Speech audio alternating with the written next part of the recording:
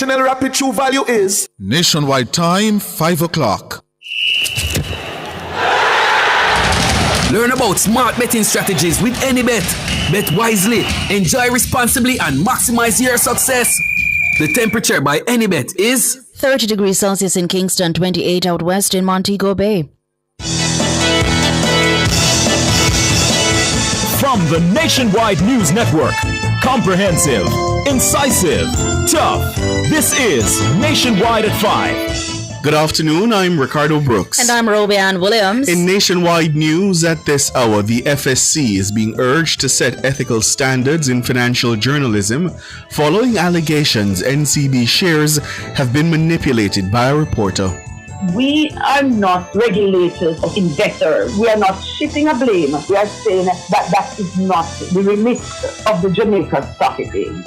The Jamaica Stock Exchange says it remains robust and strong despite liquidity issues. The government is open to JCF members being incentivized for the continued reduction in murders. A police constable accused of illegally selling firearms arrested today. The JPS is undertaking several initiatives to improve operations for customers who have been affected by office closures. In news from the rest of the world, Dominican authorities seize over 2,000 of cocaine following boat chase. The United States is to scrap landmark finding that sets a limit on carbon emissions. In headline sports, Arnott Gardens dumped from Caribbean Shield football tournament after crushing defeat in Trinidad on Tuesday. And later in our broadcast, in the cover story at 5:35, members of the Association of Christian Communicators and Media say the church has been silent on critical issues emerging on the campaign trail. We'll hear from Anglican priest Father Sean Major Campbell, president of the Jamaica Evangelical Alliance, Dr. Alvin Bailey, and social commentator Deacon Peter Espute. In public opinion at 6:26, we ask, should the police be incentivized for the reduction in murders? Give us your comments by logging on to our Facebook page, Nationwide News Network, and by tweeting us at Nationwide Radio, and message us on WhatsApp at 876-285-5693. You can also leave your comments on Instagram at Nationwide 90 FM. In the nation's business at 6:40, the age-old debate of fixed election dates has again come to the fore. But do we really need it? A member of the Constitutional Reform Committee, Hugh Small, and president of the National Democratic Movement, Peter Townsend, will join us. From 7 to 7:30, it's Nature's Remedies with Dr. Denise Daly. Tonight we'll be looking at coconut, nature's miracle worker. At 8, it's Prescription for Life with Dr. Andre MacDonald. And at 9 p.m., it's Affairs of the Heart with Rodney Campbell. We'll have all these and more as we take you home on air, on your mobile, Nationwide 90 FM, Nationwide Radio, JM.com, and on the Nationwide app. It's available on the Google Play and the App Store. This Tuesday afternoon, it's Tuesday, July 29, 2025.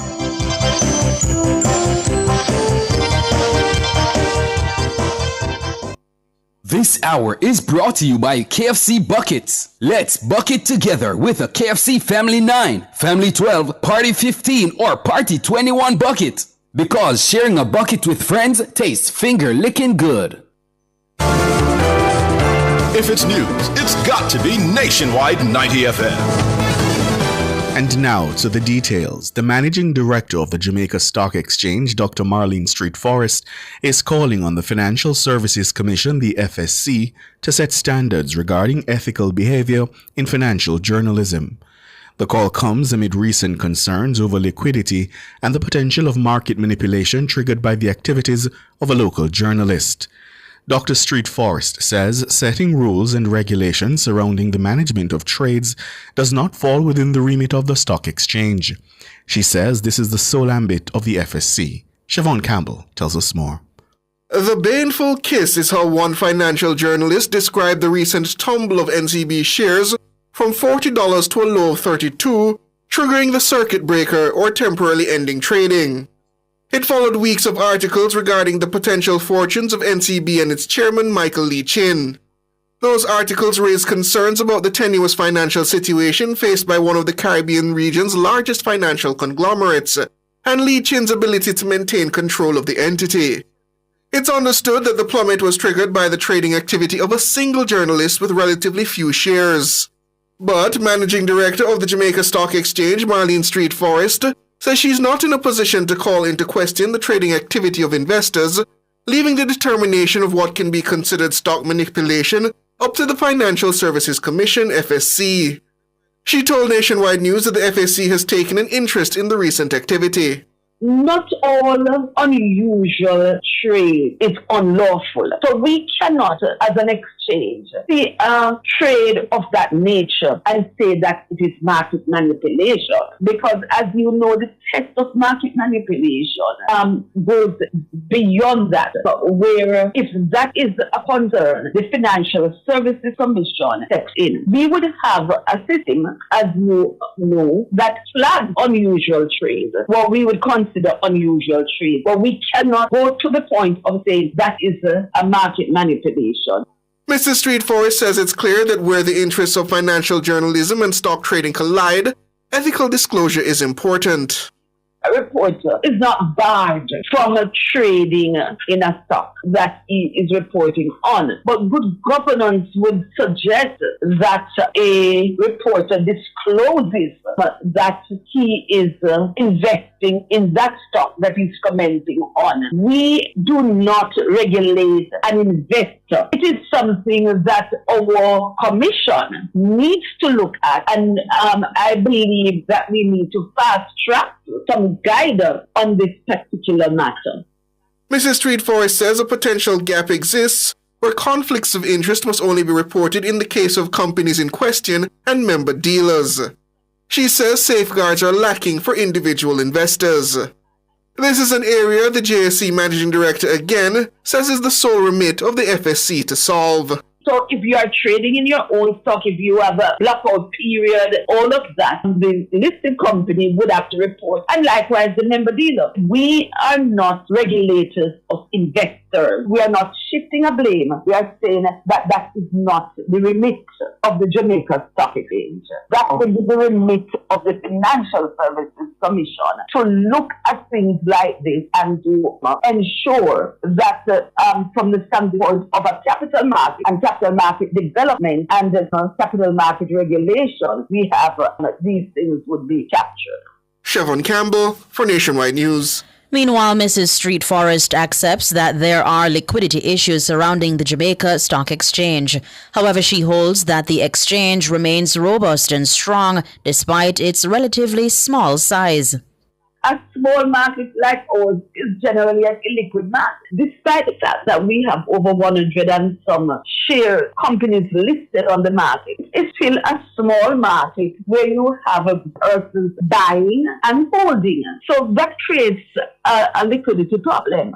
Larger markets around the world, they cannot be illiquid, but smaller markets. But if you note, the Jamaica Stock Exchange, in respect to all of the other markets within the Caribbean, is the most liquid. And that is because we have more stock, more companies listed, of which people can choose and people can go in and out of position.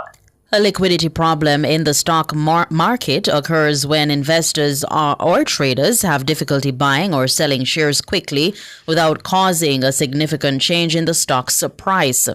This concern was brought into sharp focus during the recent fall in NCB share price. She says the JSE is looking at measures to combat the potential abuse of liquidity by investors and the impact relatively small trades have on the share price of a company.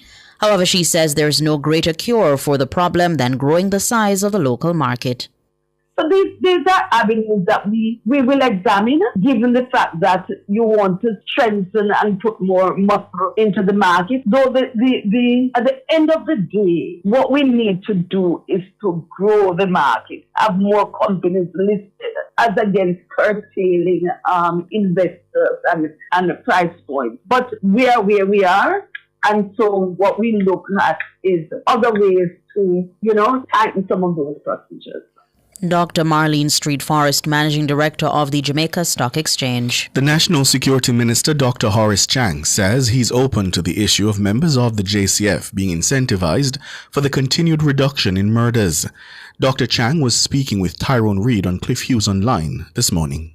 We have a record low number in terms of murders in how many decades? In an era where we've championed performance-based pay, the members of the security forces should be given a performance-based incentive. And I'm really talking about money by whomever forms the next government. Is that something that you and your party are prepared to countenance? On the last occasion, I sat with the Federation and discussed the entire compensation review, and we worked out together.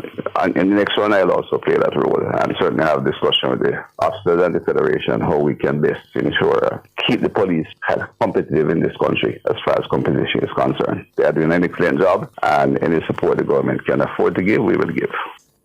As of July 26, the country recorded a 42% decline in murders when compared to the corresponding period in 2024.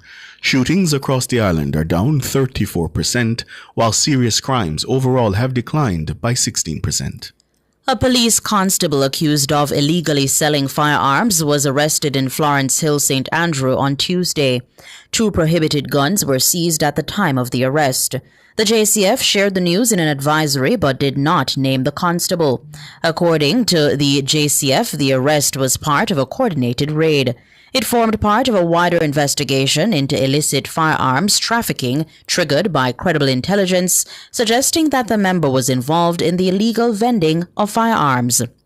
The JCF High Command says the arrest represents a significant development in the JCF's ongoing offensive against the illegal gun trade. It says the illegal trade is one of its highest strategic priorities in the fight against crime and violence in the country. In its statement, the JCF says its members are entrusted with extraordinary powers and public confidence. As such, it says any breach of that trust, especially involving criminal conduct, will be met with swift and uncompromising consequences. The JCF says there is no place in the organization for individuals who seek to use their position to subvert the law. The High Command has reaffirmed its commitment to rooting out all forms of corruption and criminality, regardless of rank or affiliation. The JCF says it will continue to leverage intelligence, operational coordination, and investigate excellence to dismantle criminal networks wherever they may exist. The Jamaica Public Service Company, the JPS, is undertaking several initiatives to improve operations for customers who have been affected by office closures. These initiatives include increasing My JPS hubs across the island. The announcement came at an online forum put on by the Office of Utilities Regulation, the OUR, today. Khaleesi Wright reports.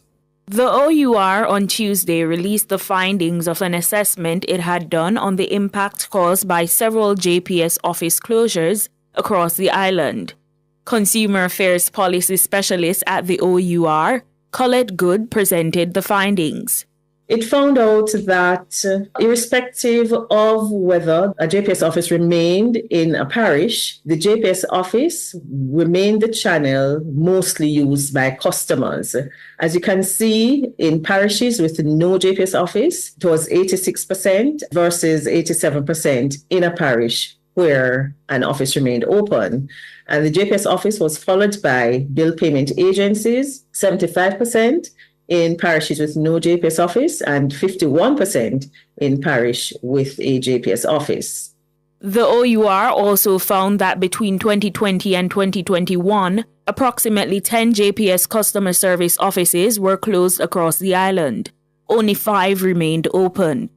The study also revealed that 77% of JPS customers in affected parishes want the offices to be reopened. The research included focus group discussions and a survey conducted with over 300 customers. Director of Customer Solutions at the JPS, Leroy Reed, says the Light and Power Company is responding to customers' concerns about access. Access clearly is a main point of concern in the study. We have begun the process of reintroducing face-to-face touchpoints in parishes where offices were closed, and we are improving availability across all channels. So we rolled out the MyJPS Care Hub at the Fontana Pharmacy in Portmore on July 7th of this year, and the pilot started on May 30th. We deployed the MyJPS Care Hub as a pilot to test its fit with the needs of our constituents. That model is proven to be hugely successful. So we do have a roadmap in place for the deployment of additional MyJPS hubs. But Mr. Reed notes that JPS customers are increasingly using digital online platforms to process transactions. The improvements are not just with respect to mobile app penetration, but what we're seeing is that in our offices or 5 brick and mortar spaces that remain, approximately 80% of all transactions that are done in our offices from 2024 to mid-2025 are done through digital self-serve stations and done also through courtesy phones, demonstrating that even in physical spaces, right, customers are choosing speed, they're choosing autonomy, and JPS's offices are being equipped accordingly. Mr. Reed adds that customer service initiatives are being undertaken to engage persons who have not adjusted to the digital space. These include public education campaigns, expanded customer support through the JPS app and live chat, and strengthened partnerships with bill payment agencies. Khaleesi Wright for Nationwide News. Did you know the most popular month for general elections has been December? Yes, that's a fact.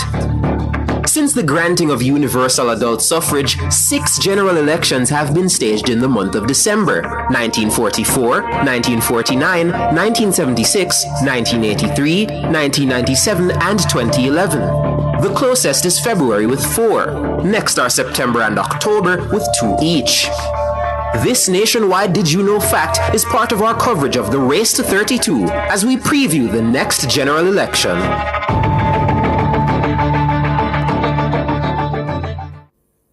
You're listening to the news on Nationwide at 5. We'll have more after these.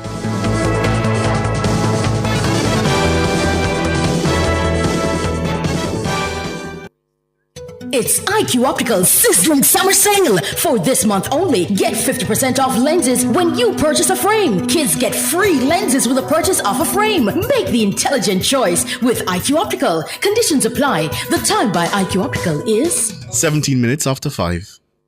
Rentokil Initial offers air purification solutions with triple filtration and unique auto-sensing capabilities that neutralizes malodor and replaces it with clean air. Call Rentokil Initial at 926-4236 for more details. The temperature by Rentokil is 30 degrees Celsius in Kingston, 28 out west in Montego Bay. JPS!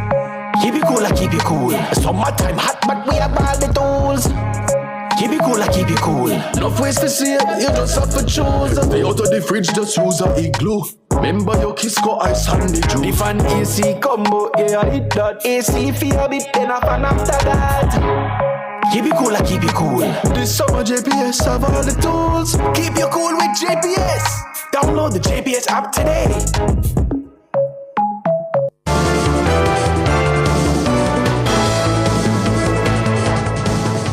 Continuing the news, the leadership of the country's 2 major political parties are trading allegations over why Prime Minister Dr. Andrew Holness has yet to call the general elections. Over the weekend, PNP General Secretary Dr. Dayton Campbell accused Holness of hiding from voters over fears that his ruling JLP will be handed a massive defeat at the polls. He says the current efforts of the ruling party are too late. They look a cut in a ribbon right here now I go change all of them something then. You can drive around with the big yellow school bus all you want and I go change all of them something then, man. Because we remember the atrocities that were committed against the people of this country. Now that we get down to the business end of the thing and time come for him call the election, I want to ask you if you remember one final thing. Do you remember that in 2020, Andrew Wallace called the election 6 months before the due date. But now him a run, now him a hide, because him realize that when him call it, him a go get a beating. Him must get a beating. Him have to get a beating. But speaking to Labourites on Sunday in West Portland, Prime Minister Holness declared that he's prepared to go the distance while his political opponents are losing momentum. He says the opposition has grown tired. Holness declared himself a stuller.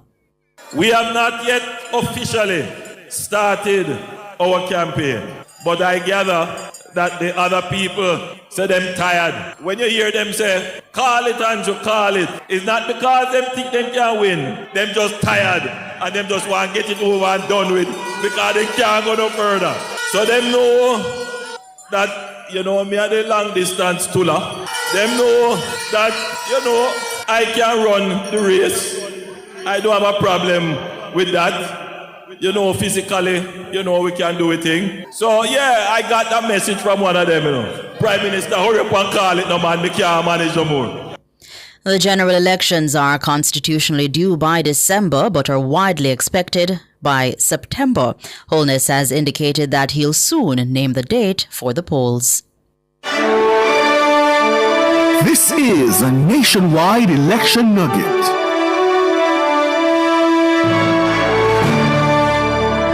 The 2020 general election was a historic one for many reasons.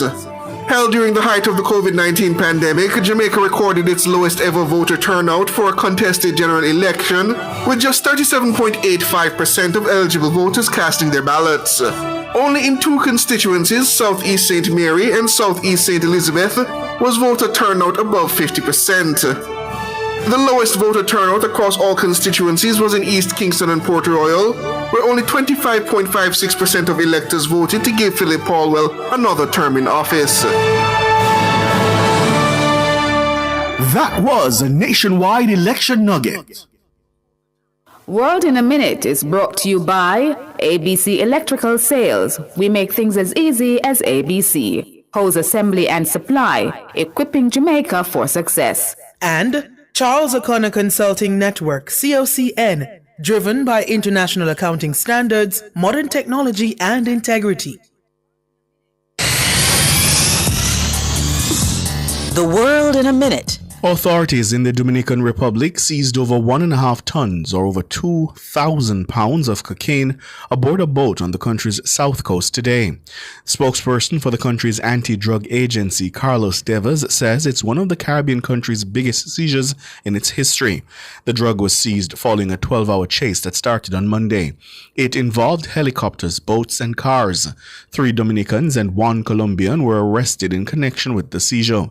Authorities also seized items including a cell phone, 13 cans of fuel, a small cooler filled with water and food, and a backpack with a change of clothes. In late December, authorities seized nearly 9.5 tons of cocaine worth $250 million.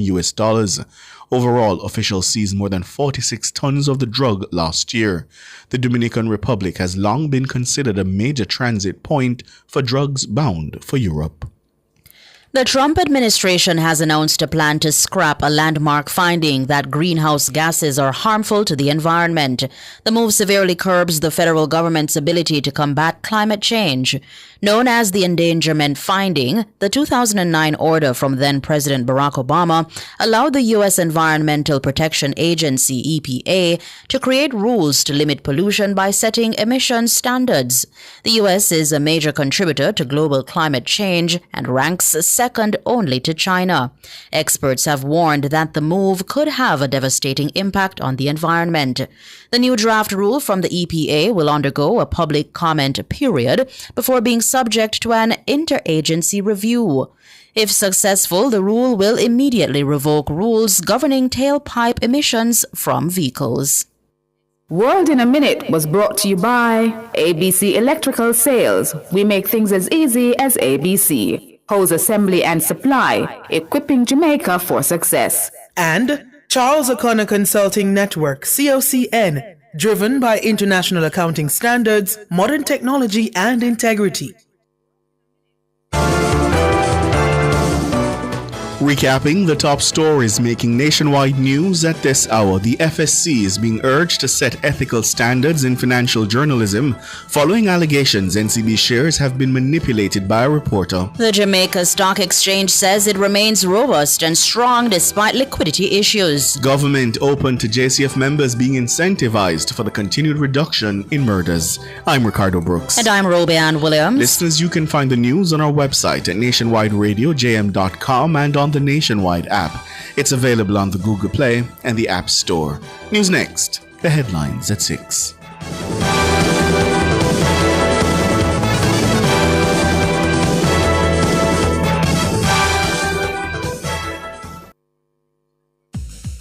Now, PrEP makes it so easy. One pill before you link prevent HIV. PrEP makes it so easy. One pill before you link prevent HIV. You wanna do your thing with your queen or your king? Or I get a little frisky that make you flex risky. PrEP, I extra bucketed. To help you stay HIV negative. PrEP makes it so easy. One pill before you link prevent HIV. PrEP tablets available at your clinic from the Ministry of Health and Wellness. KFC this summer, we are bucking together. All our vibe with your crew, yeah, we are still true, the taste is so good. KFC, keep on the ends with the real one. My island, we are world champion. All of we connect with the KFC. Jamrock celebrate with we. KFC, we are bucking together. Let's bucket together with KFC. Enjoy a Family 9, Family 12, Party 15, or Party 21 bucket because sharing a bucket with friends tastes finger-licking good. KFC. Sports at 5 is brought to you by Total Tools. Total Tools, every tool, every trade. Hello, good afternoon, and welcome to Sports here on Nationwide 90 FM. I'm Wayne Walker. Arnott Gardens were today eliminated from the CONCACAF Caribbean Shield competition following a crushing 4-1 defeat at the hands of Athletic Club of Port of Spain at the Hazley Crawford Stadium in Trinidad today. The defending champions were 2-0 down with 15 minutes to go and heading out of the competition when Joel Jones threw them a lifeline with a stunning goal from outside the area. It was really a beauty. However, AC Port of Spain restored their 2-goal advantage with their very next attack before adding a fourth in added time to dump Arnott from the competition at the group stage. Club Francisco of Martinique won the group after beating Scholars International of the Cayman Islands 1-0 to take the lone semi-final spot from Group D. With the elimination of Arnott Gardens, Jamaica's interest in regional football now switched to the CONCACAF Caribbean Cup. The champions Cavalier, they are away to Cibao FC of the Dominican Republic, and Mount Pleasant will be hosting SV Robin Hood of Suriname, both games on August 19. President of the Jamaica Football Federation, Michael Ricketts, says Rudolph Speed's appointment as technical advisor to the national senior men's football team coach Steve McLaren will not be permanent. Ricketts told Nationwide Sports that the move to appoint Speed was done to give the country the best chance of reaching the 2026 FIFA World Cup. This is not a lifetime appointment. It is for the life of the qualification process. Ricketts believes the three-time Jamaica Premier League winning coach could be an integral member of the backroom staff as the country gears up for the third and final round of the World Cup qualifiers, which kick off in September. And we thought that we needed to have somebody like him to be very close to the program, be very close to the coach, and of course to help guide the process of taking us to the World Cup in 2026. Michael Ricketts, president of the JFF. The United States Under-19 women's cricket team beat their West Indies counterparts by 23 runs at the Sir Frank Warren Memorial Ground in Trinidad on Tuesday to level their six-match T20 series at 1 apiece. Taranum Chopra made 28 not out to top score for the Americans in their 104 for 7 off 20 overs. The West Indies replied with 81 all-out in 19 overs. One player got into double figures, and that was captain Samara Ramnath, who made 35 not out. The fourth game would be played on Wednesday at the same venue. West Indies won the first game and the second was abandoned. Veteran Jamaican sports administrator Dalton Mars has been appointed as director of the Inter-University and High Performance Athletics at the University of Toronto in Canada. Mars, who is a former director of sport at the University of the West Indies, Mona, and former member of the Jamaica Olympic Association, will officially begin his tenure on September 2. Mars says he's excited about the new appointment. Very excited. I think, like any new appointment, you reflect on it a lot. I think it's another opportunity to contribute to sport in many different ways. University of Toronto is, the number one university in Canada, and that says a lot about their research and their emphasis on sport. So I think for me, I am absolutely excited about it, and I'm really looking forward to finding other unique ways to contribute to sport, which has always been my life. Mars' appointment will put him in charge of the Varsity Blues program, blue and white teams, high-performance sports academies, and student-athlete support programs. For Mars, working in the Canadian system is somewhat similar to his time working here in Jamaica with student-athletes. There's so many similarities. And what I enjoy about this is that you get to work with young adults who are trying to make life decisions, and you help them to just become the better version of themselves. So I think that's the biggest comparison for me. A lot of what I've learned is from my working in sports in Jamaica. And it may sound strange because we're really harsh on our Jamaican administrators. That's Dalton Mars, former director of sport at the University of the West Indies Mona campus. Now, sports, we're going to be back with more at 6:05.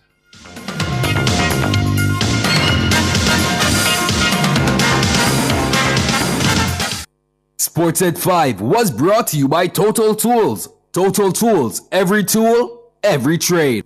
Cubby's Baby Wipes is ideal for your baby's delicate skin, infused with vitamin E and aloe vera, and available for home or on the go. The time by Cubby's Baby Wipes is 5:31. From Kingston to the world, from Montego Bay to new adventures, and from Ocherias to endless possibilities. Wherever you're headed, we will proudly take you there. Jamaica's Airport, your global gateway. The temperature brought to you by the Airports Authority of Jamaica is 30 degrees Celsius here in the nation's capital, Kingston. It's 28 in the western city, Montego Bay.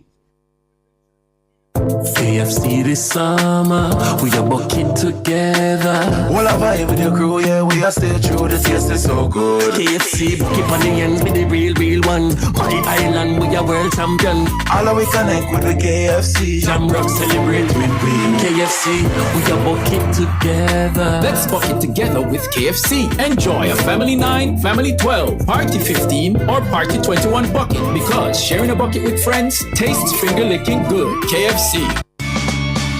Enough power tool, big to small. Chaka my figure dig the wall. Our Total Tools. Please back a figure trim the lawn. We have everything a job demand. Total Tools. We rent them, sell them and fix them. Also give Total Tools a call. When I say home improvement, landscape construction, or Total Tools are your option. Home improvement, landscape construction, Total Tools are your option. Total Tools located at 102 Main Street, Ocherias, 34 Slipe Road, Kingston, and Lot C6 Jackson, St. Anne's Bay. Call us today. Things turns 5. Boy, Things After Dark, the realest, most exciting show on radio, is celebrating 5 years. Happy birthday, my friend. One more year on them.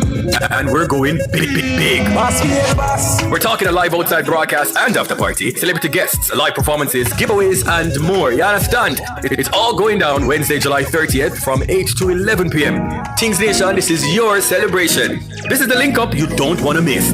We are Things from Kareem Boya Things for Things Turns 5, Wednesday, July 30th, 8 to 11 p.m. Come out and celebrate with us. You understand?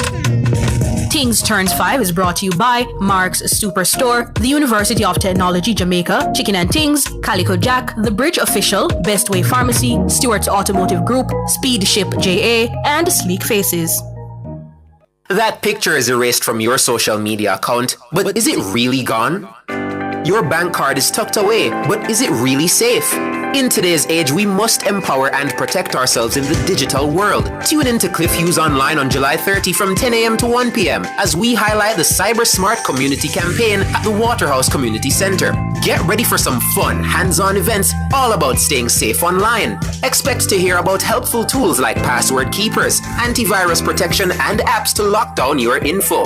You'll learn how to spot the bad guys, report shady stuff, and protect yourself like a pro. Cybercrime is real, but with Cyber Smart, your defense has just got an upgrade. So tune in to Cliff Hughes Online Wednesday, July 30 from 10 a.m. to 1 p.m. It's the Cyber Smart Community Campaign at the Waterhouse Community Center. Catch our live stream on our YouTube platform at Nationwide 90 FM Live 2. All this and more only on Nationwide 90 FM, the new revolution in media. This broadcast is brought to you by the Ministry of National Security.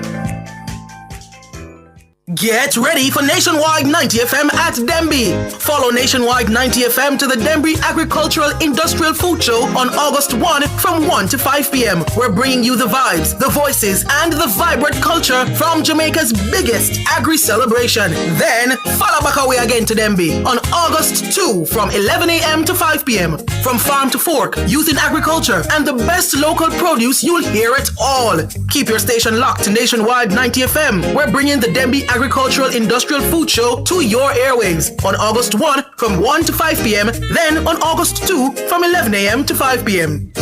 This broadcast is brought to you by the National Land Agency, the Jamaica Urban Transit Company, the Jamaica Bauxite Mining Limited, the Jamaica 4-H Club, the Jamaica Customs Agency, and the Banana Board.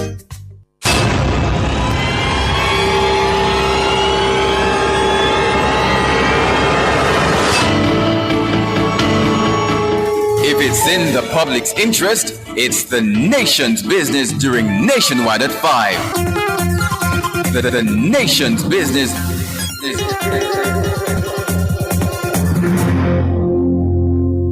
Cover Story is brought to you by Hyundai. Modern, premium, affordable vehicles. Experience the joy of buying a brand new Hyundai without breaking the bank. Yes, buying a brand new car should never leave you broke. From stylish designs and safety features to comfortable driving and reliability, Hyundai is the choice. Hyundai vehicles come standard with 2 years free service and 5 years warranty and roadside assistance for your peace of mind. Drive 2 years without service cost and 5 years without fear of being stranded. Hyundai. Conditions apply.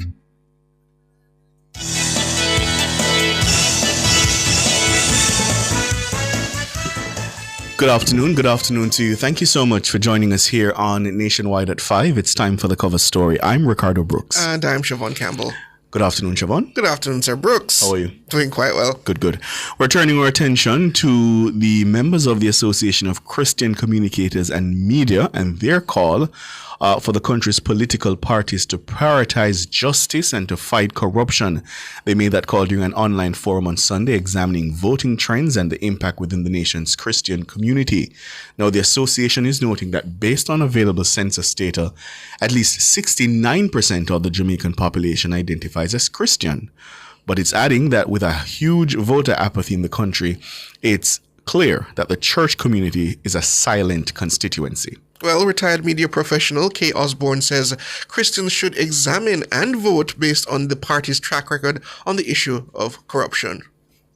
We have to deal with where we are, and Christians have to deal with what options we currently have on the table. And in order to appropriately deal with what we have, the options that we have, we must look at the evidence that has been presented to us thus far and any additional evidence that is going to be presented to us between now and elections, which we expect to be in a very short time. Those are the indicators that, as we well know, past is often prologue, meaning that how people behave in the past, they will continue to behave in those ways in the future, politicians including.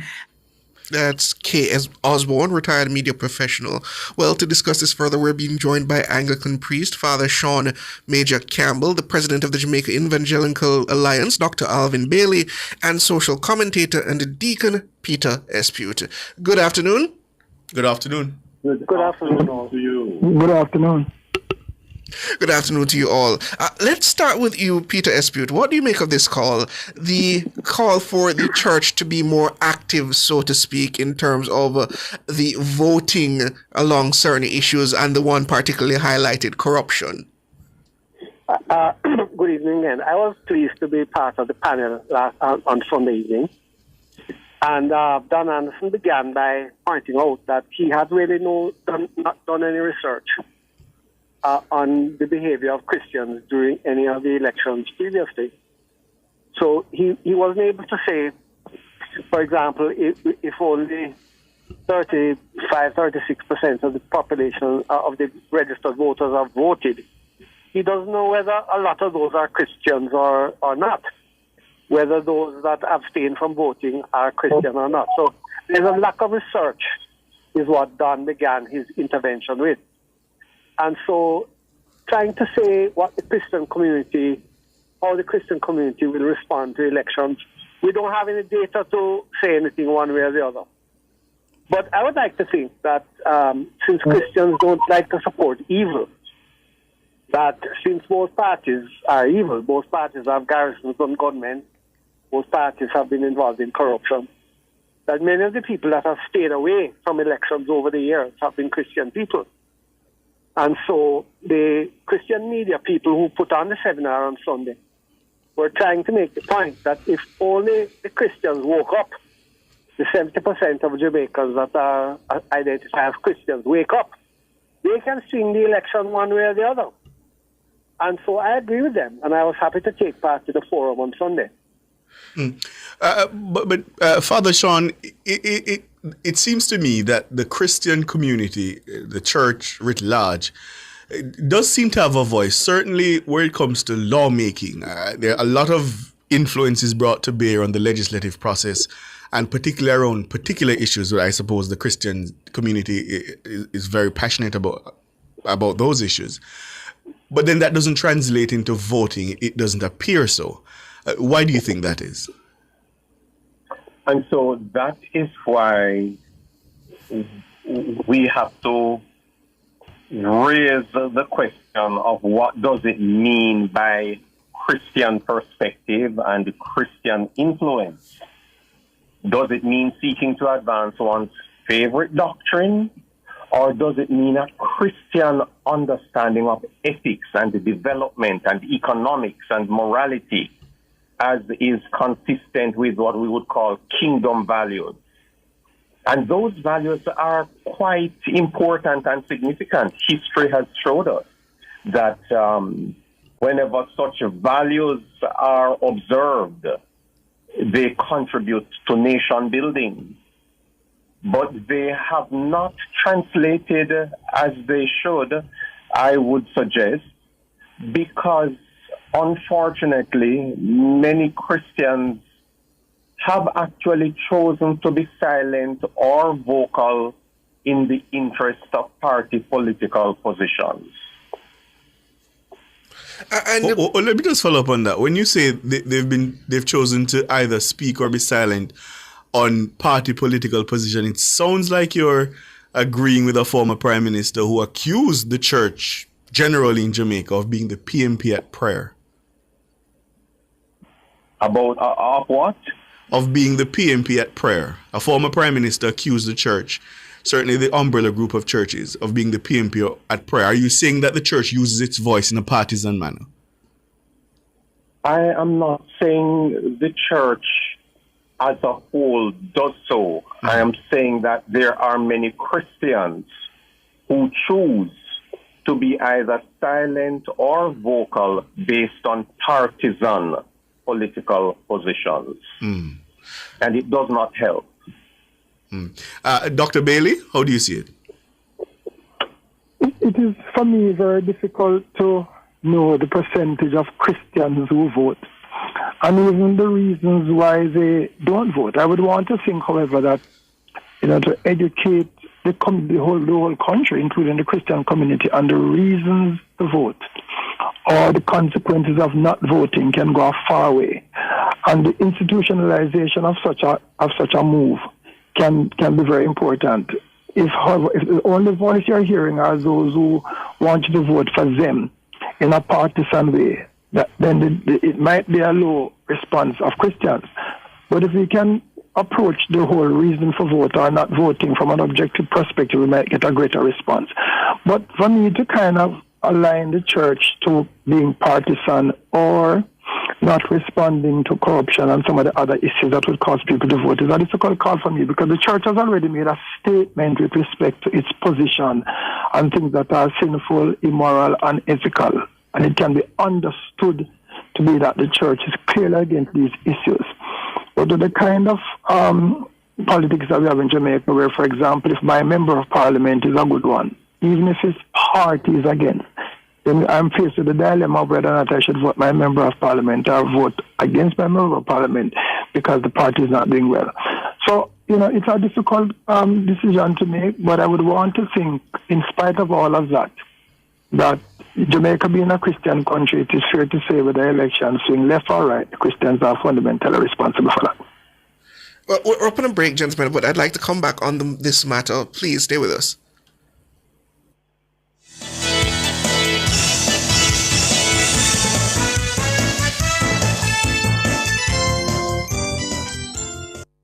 Clear your barrels and personal shipments with ease and convenience. Request a customs contactless clearance today through CCP at jca.gov.jm. The time by the Jamaica Customs Agency is... It's 5:45. Redemption Fest and Emancipation Celebration, August 1, 3 to 10 p.m. at Emancipation Park. Come celebrate our rich heritage. Admission free. Brought to you by the Ministry of Culture, Gender, Entertainment and Sport, JCDC, and Emancipation Park. KFC this summer, we are bucking together. Well, I vibe with your crew, yeah, we are stay true, the taste is so good. KFC, bucket on the ends with the real one. My island, we are world champion. All of we connect with the KFC. Jamrock celebrate with we. KFC, we are bucking together. Let's bucket together with KFC. Enjoy a Family 9, Family 12, Party 15, or Party 21 bucket, because sharing a bucket with friends tastes finger-licking good. KFC. Experience the joy of buying a brand new Hyundai without breaking the bank. Yes, buying a brand new car should never leave you broke. From stylish designs and safety features to comfortable driving and reliability, Hyundai is the choice. Hyundai vehicles come standard with 2 years free service and 5 years warranty and roadside assistance for your peace of mind. Drive 2 years without service cost and 5 years without fear of being stranded. Hyundai. Conditions apply.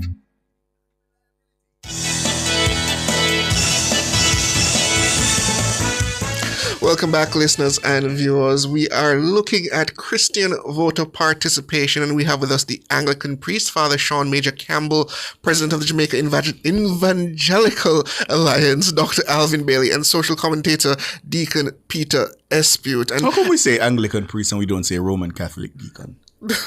Let's not get into that. He's a Roman Catholic deacon. Well, I'd like to bring you back, Deacon Peter Espute. I mean, certainly members of the church vote, because as pointed out by the statistic, if 69% of the Jamaican population is of the Christian faith or believes in the Christian faith, then certainly that would translate in some way in terms of numbers of the voter participation of Christians. But we don't seem to link the ideological and religious leanings of the church when it comes to voting for a specific party. Is this an extension of the mantra, so to speak, of separation of state and church, or are we just taking that too far? I think Dan Anderson said it well in his intervention at the seminar on Sunday. He said, I have not been collecting data, he says, on voting patterns by Christian and non-Christian.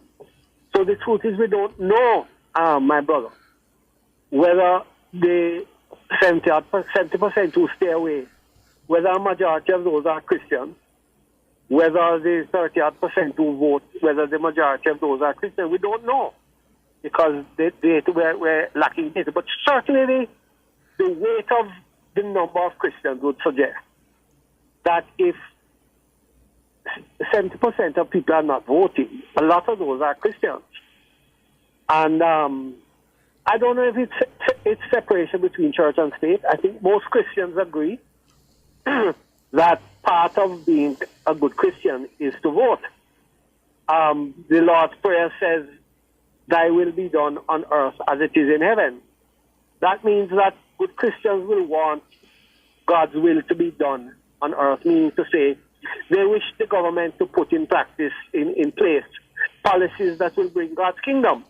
And the line before that says, "Thy kingdom come." So the link between God's will being done and the kingdom is there. So I think good Christians will want to vote. The question, though, is whether good Christians, when they are faced with two evil choices, will decide that they just can't do it. They can't vote for parties with garrisons on gunmen. They can't vote for corruption. And so they stay away.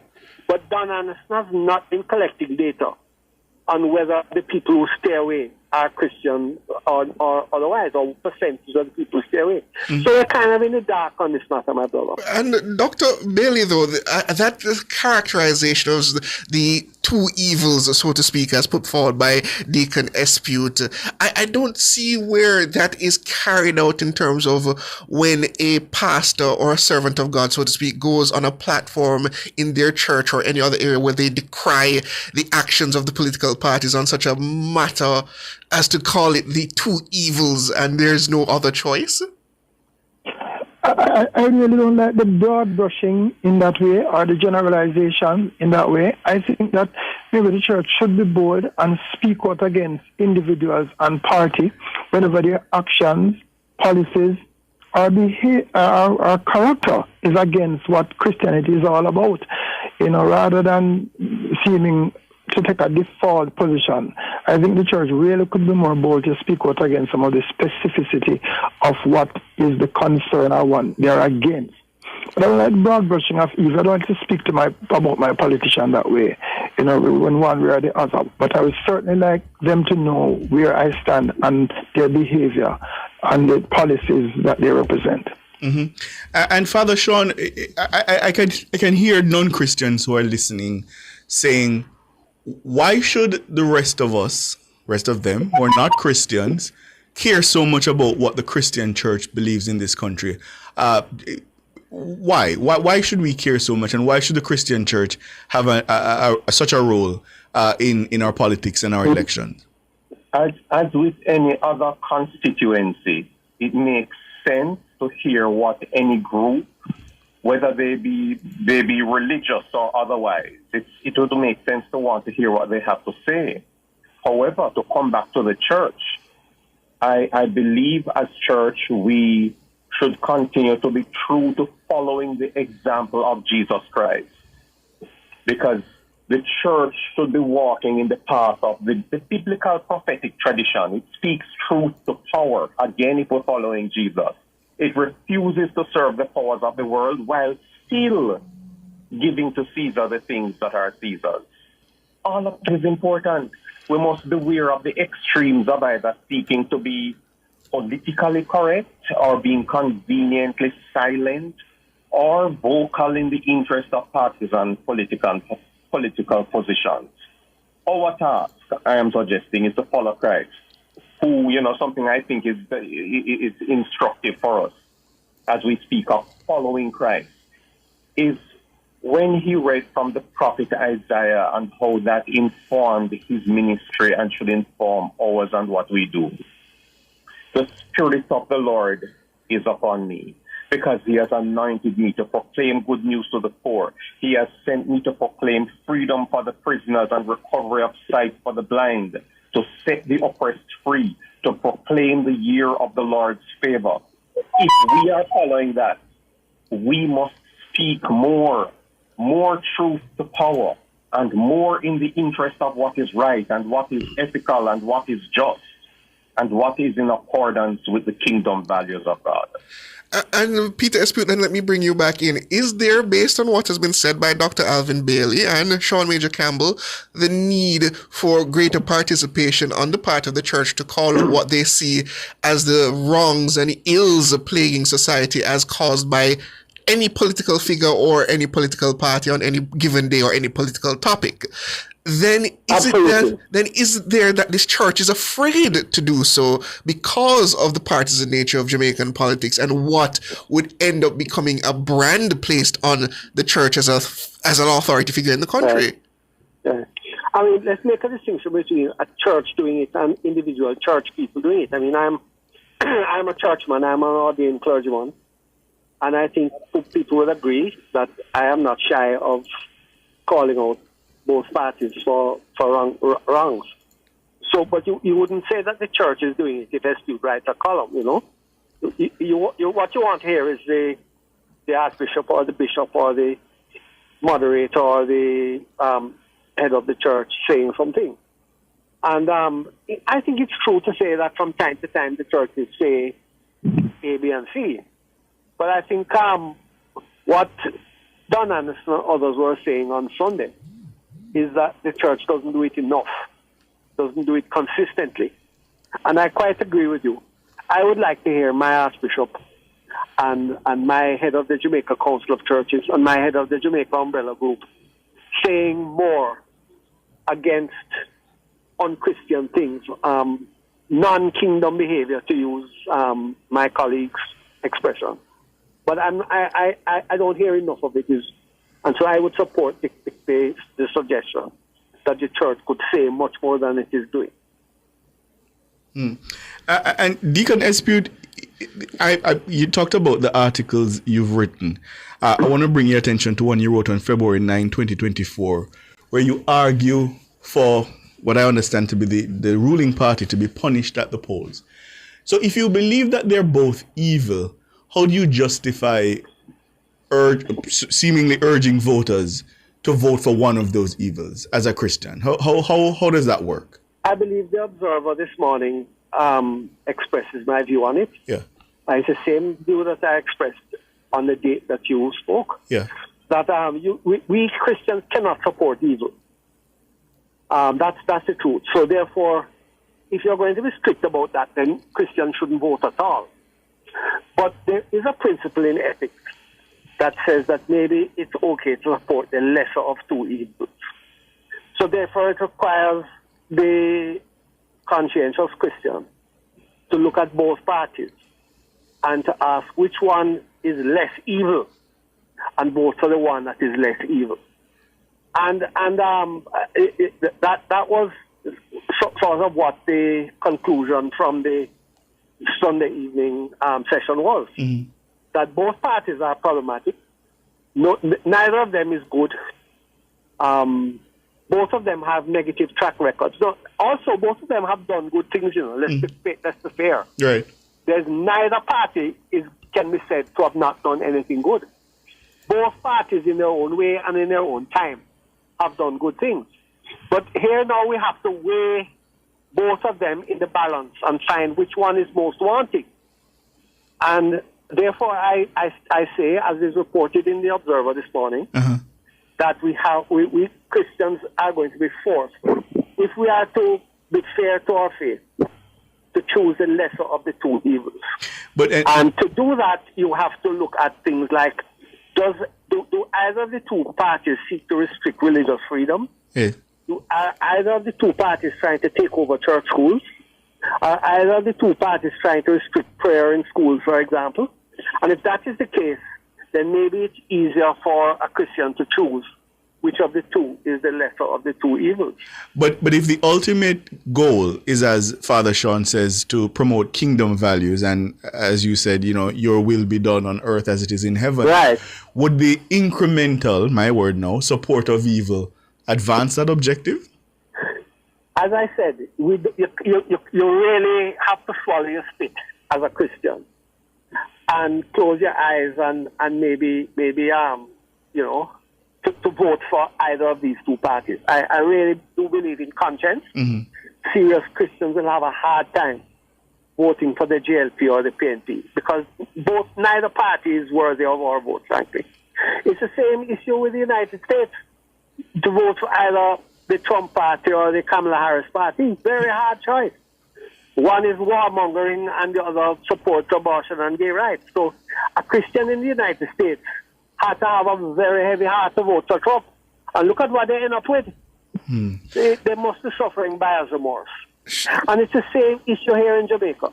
They have to support one party that is trying a power grab with the church schools and is trying to create a monarchy, but calling it a republic. And the other side is waffling on the issue of corruption. I mean, I have a hard time saying to anybody, vote for this party or that party. But I can say, vote against this party or that party. I have no problem with that because both parties have things that we can vote against. And that is where Christians are, voting against. And I'd love to bring you in on that same topic, Sean Major Campbell. And this is my wording, I'm not suggesting this is what Dr. Esputi is suggesting. I'm suggesting, is it that very cynical, pragmatic view Christianly, so to speak? I didn't hear that last word. Christianly, I don't know where to put it. Christ-like, let's go with that. It seems very cynical and pragmatic, saying vote for the lesser of two evils. I don't know if that is in keeping with the Christian faith. Well, while I am not thinking of, instead of thinking of it in those terms, I would say this. I want to see and hear Christians calling out more in support of the matter of a Jamaican Republic, in support of making the Caribbean Court of Justice our final appellate jurisdiction. I want to hear the church more supporting calls for reparatory justice. I want to hear the church more calling our politicians more to accountability, to keeping promises, to looking at the way they responded to the calls for apologies, to uniting regarding what is best for Jamaica. Those are the issues. Might I just say that the JUGC and the church is doing more than what is being known about. At the beginning of our earlier on, we would have met with both political parties and outlined to the heads of these parties what are our expectations, especially with the upcoming election with respect to their conduct, the signing of the codes of conduct, and so on. We would have made that very, very clear. I think also the church, the political parties know exactly what are the expectations of the church with respect to their behavior, personal lives, and conduct. And I'd like to say that even on this program, there's just so much that we could speak out about that things that are in the ear before us. But I don't think that is very difficult to identify and to be very clear about as it relates to issues in our society that are unacceptable by the average Jamaican and certainly by the church. So I really don't think that is not as opaque as maybe one of our persons is saying. It is very, very clear. And certain things that we are seeing veering before us.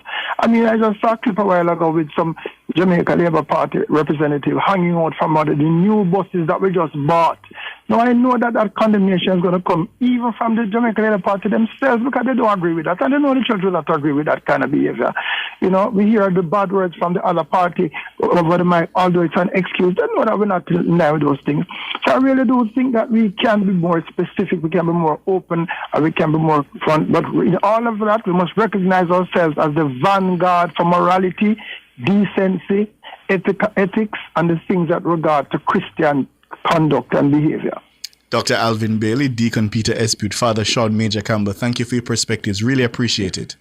Welcome, guys. All right. Thank you. And I suppose the Christian voter will just have to ask Siobhan, what would Jesus do? That's a good question. The headlines are next.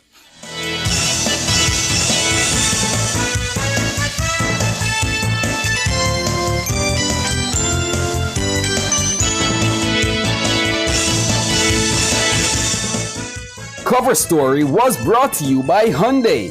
Modern, premium, affordable vehicles.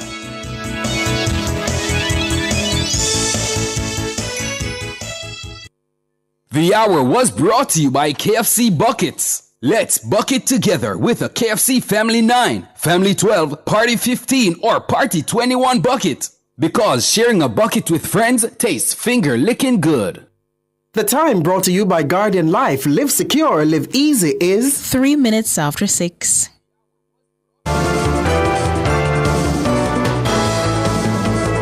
Nationwide headlines at 6. Good evening with the headlines at 6. I'm Shalois Michael. Managing Director of the Jamaica Stock Exchange, Dr. Marlene Street Forrest, is calling on the Financial Services Commission, FSC, to set standards regarding ethical behavior in financial journalism. The call comes amid recent concerns over liquidity and the potential of market manipulation triggered by the activities of a local journalist. A reporter is not barred from trading in a stock that he is reporting on. But good governance would suggest that a reporter discloses that he is investing in that stock that he's commenting on. We do not regulate an investor. It is something that our commission needs to look at, and I believe that we need to fast track some guidance on this particular matter. Meanwhile, Mrs. Street Forrest accepts that there are liquidity issues surrounding the Jamaica Stock Exchange, but she maintains that the exchange remains robust and strong despite its relatively small size. A small market like ours is generally an illiquid market, despite the fact that we have over 100 and some share companies listed on the market. It's still a small market where you have a person buying and holding. So that creates a liquidity problem. Larger markets around the world, they cannot be illiquid, but smaller markets. But if you note, the Jamaica Stock Exchange, in respect to all of the other markets within the Caribbean, is the most liquid, and that is because we have more stock, more companies listed, from which people can choose and people can go in and out of position. Dr. Marlene Street Forrest, Managing Director of the Jamaica Stock Exchange. National Security Minister Dr. Horace Chang says he's open to the issue of members of the JCF being incentivized for the continued reduction in murders. Dr. Chang was speaking with Tyrone Reid on Cliff Views Online on Tuesday. We have a record low number in terms of murders in how many decades? In an era where we've championed performance-based pay, the members of the security forces should be given a performance-based incentive. And I'm really talking about money by whomever forms the next government. Is that something that you and your party are prepared to countenance? On the last occasion, I sat with the Federation and discussed the entire compensation review, and we worked out together. And in the next one, I'll also play that role. And certainly have discussion with the officers and the Federation how we can best ensure keep the police competitive in this country as far as compensation is concerned. They are doing an excellent job, and any support the government can afford to give, we will give. Dr. Horace Chang, National Security Minister. As of July 26, Jamaica recorded a 42% decline in murders when compared to the corresponding period in 2024. Shootings across the country are down 34%, while serious crimes overall have declined by 16%. The Jamaica Public Service Company, JPS, is undertaking several initiatives to improve operations for customers who have been affected by office closures. That's according to Director of Customer Solutions at the JPS, Leroy Reid. Access clearly is a main point of concern in the study. We have begun the process of reintroducing face-to-face touchpoints in parishes where offices were closed, and we are improving availability across all channels. So we rolled out the My JPS Care Hub at the Fontana Pharmacy in Portmore on July 7th of this year, and the pilot started on May 30th. We deployed the My JPS Care Hub as a pilot to test its fit with the needs of our constituents. That model is proven to be hugely successful. So we do have a roadmap in place for the deployment of additional My JPS hubs. The Office of Utilities Regulation, OUR, found that between 2020 and 2021, approximately 10 JPS customer service offices were closed across the island. But Mr. Reid notes that JPS customers are increasingly using digital online platforms to process transactions. The improvements are not just with respect to mobile app penetration, but what we're seeing is that in our offices or 5 brick and mortar spaces that remain, approximately 80% of all transactions that are done in our offices from 2024 to mid-2025 are done through digital self-serve stations and done also through courtesy phones, demonstrating that even in physical spaces, right, customers are choosing speed, they're choosing autonomy, and JPS's offices are being equipped accordingly. Leroy Reid, Director of Customer Solutions at the JPS. Those were the headlines at 6. I'm Shalois Michael. Sports is next.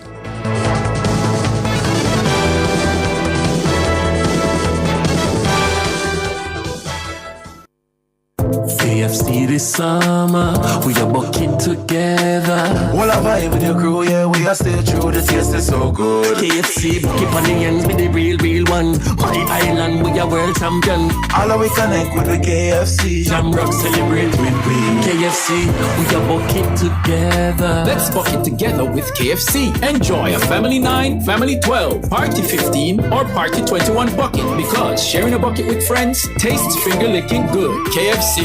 Are you ready to pursue undergraduate studies but you are unsure of what to study and where? Choose the internationally accredited University of the Commonwealth Caribbean UCC. We offer on-campus and online undergraduate programs in marketing, business administration, information technology, HR management, finance management, and more. Apply now at ucc.edu.jm or call 906-3000 or visit any of our campuses island-wide. UCC, fostering leadership and innovation.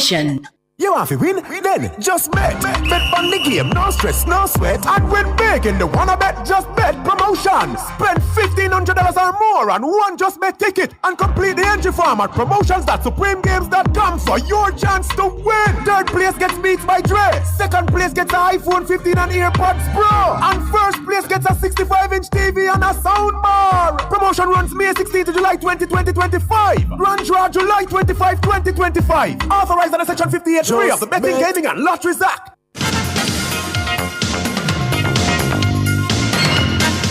Hello, good evening, and welcome to Sports here on Nationwide 90 FM. I'm Wayne Walker. Arnett Gardens were today eliminated from the CONCACAF Caribbean Shield competition following a crushing 4-1 defeat at the hands of Athletic Club of Port of Spain at the Hazley Crawford Stadium in the Trinidad and Tobago capital. The defending champions were 2-0 down with 15 minutes to go and heading out of the competition at that time when Joel Jones threw them a lifeline with a stunning goal from outside the area. However, AC Port of Spain restored their 2-goal advantage with a victory with their very next attack before adding a fourth in added time to dump Arnett from the competition at the group stage. Club Franciscain of Martinique won the group after beating Scholars International of the Cayman Islands 1-0 to take the lone semi-final spot from Group D. With elimination of Arnett Gardens, Jamaica's interest in regional football now switched to the CONCACAF Caribbean Cup, where the champions Cavalier away to Cibao FC of the Dominican Republic and Mount Pleasant Academy hosting SV Robin Hood of Suriname on August 19. President of the Jamaica Football Federation, Michael Ricketts, says Rudolph Speed's appointment as technical advisor to the men's senior national football team will not be a permanent one. Ricketts told Nationwide Sports that the move to appoint Speed was done to give the country the best chance of reaching next year's FIFA World Cup finals. This is not a lifetime appointment. It is for the life of the qualification process. Ricketts believes the three-time Jamaica Premier League winning coach could be an integral member of the backroom staff as the country gears up for the third and final round of World Cup qualifiers, which kick off in September.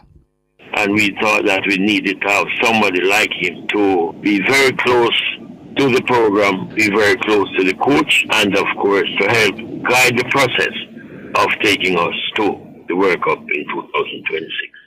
Michael Ricketts, president of the Jamaica Football Federation.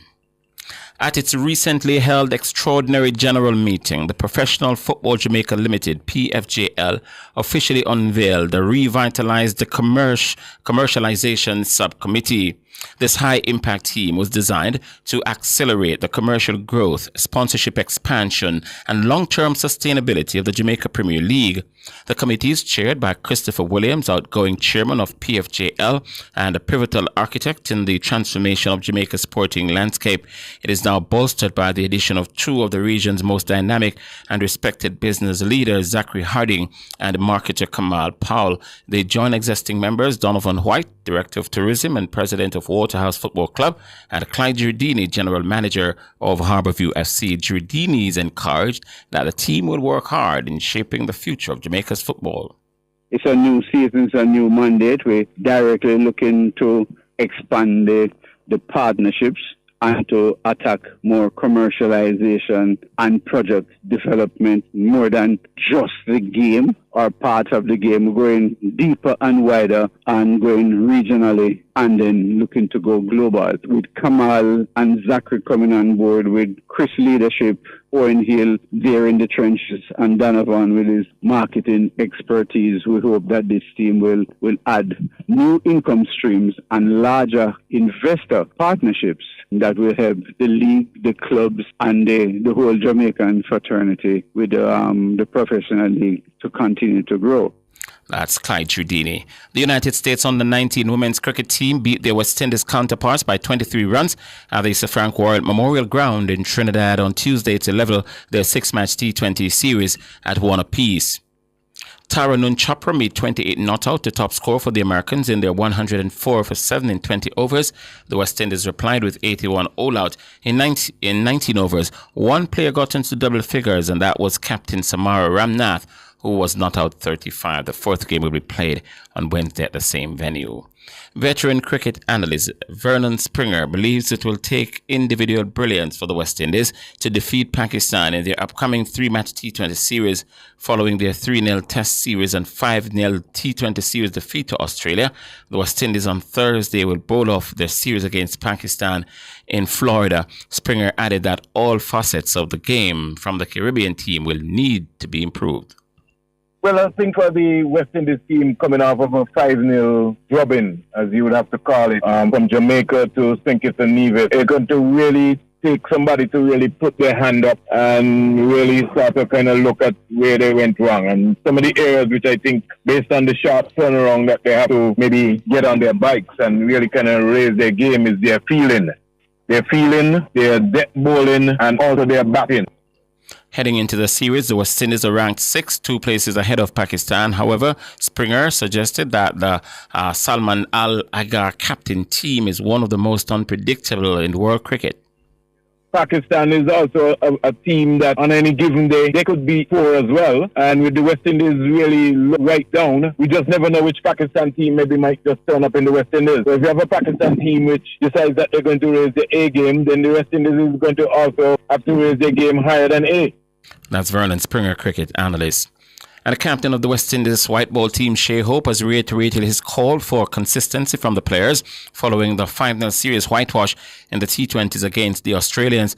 The Aussies wrapped up the series sweep with a 3-wicket win in the final game at Warner Park in St. Kitts last night. And, of course, Shai Hope, the captain, says every area of the Caribbean side's game need improving.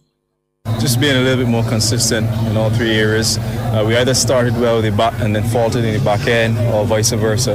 And when you're playing against quality opposition like Australia, you got to make sure you put your better games together. We know we're all human beings, you don't always get it right, but if you're playing against proper opposition like that, we really got to be a little bit more consistent in all 3 areas. But yeah, certainly, I would say we just have to be a little bit better and more ruthless when it comes to our own cricket. And he's suggesting that the West Indies take a leaf out of even the entire book from the Aussies. I thought they executed really well, especially with the ball. You can see those clarity and plans that they would have had, and every single time they bowled in a certain situation of the game, you can see what they're trying to do, and the bowlers just executed a lot better. And the batters, they were always hitting that aggressive button. They were always coming at us, never allowed us to settle as a bowling group. Even though we got some wickets in the power play in most of the games, but they just kept the foot on the gas, and it was difficult to stop them, especially when you're playing in such a small ground and good surface like here in St. Kitts and Warner Park. So we were always behind the 8 ball because we didn't get bigger scores on the board. West Indies white ball captain Shea Hope. Finally, in sports at this time, local netball coach Kurt Dale is requesting immediate intervention in what he thinks is an urgent issue affecting the integrity of the sport locally. Dale was head coach of the St. Anne Orchids in the recently concluded Elite League. He says over multiple matches, including the semi-finals of the league, his team has been on the receiving end of highly questionable officiating, all involving the same umpire.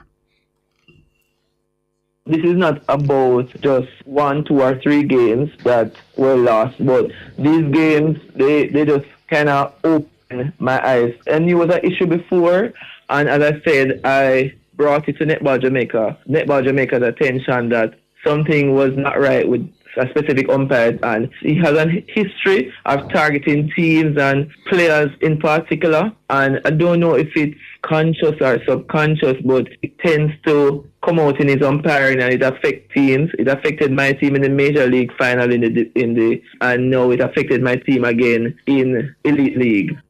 Dale says despite submitting video evidence and formal complaints, there's been no response from Netball Jamaica.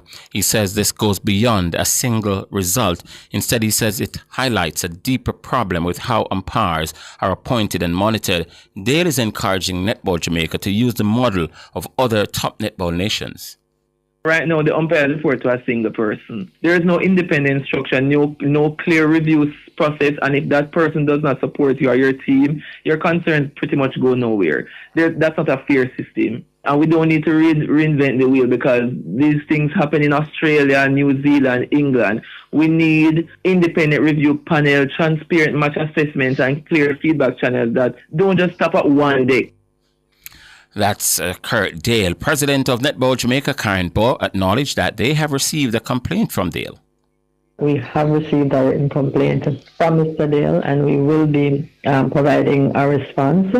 One of the things we want to do in the future is to set up an umpire reviews panel. We're going to see if we get some guidelines from World Netball about how that usually works. But suffice it to say that for Elite League matches, for the most part, umpires that are used are either internationally certified, are international umpires, or are working towards their international certification. So I don't think it's in my place to comment on the results and what the coaches feel about the performance of a particular umpire.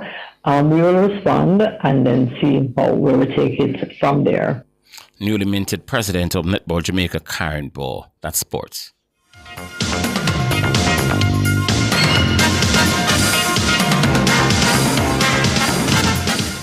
For all your scales and food processing equipment, call Advanced Scales and Equipment Limited at 876-968-9612-5. The time by Advanced Scales and Equipment Limited is 6:21.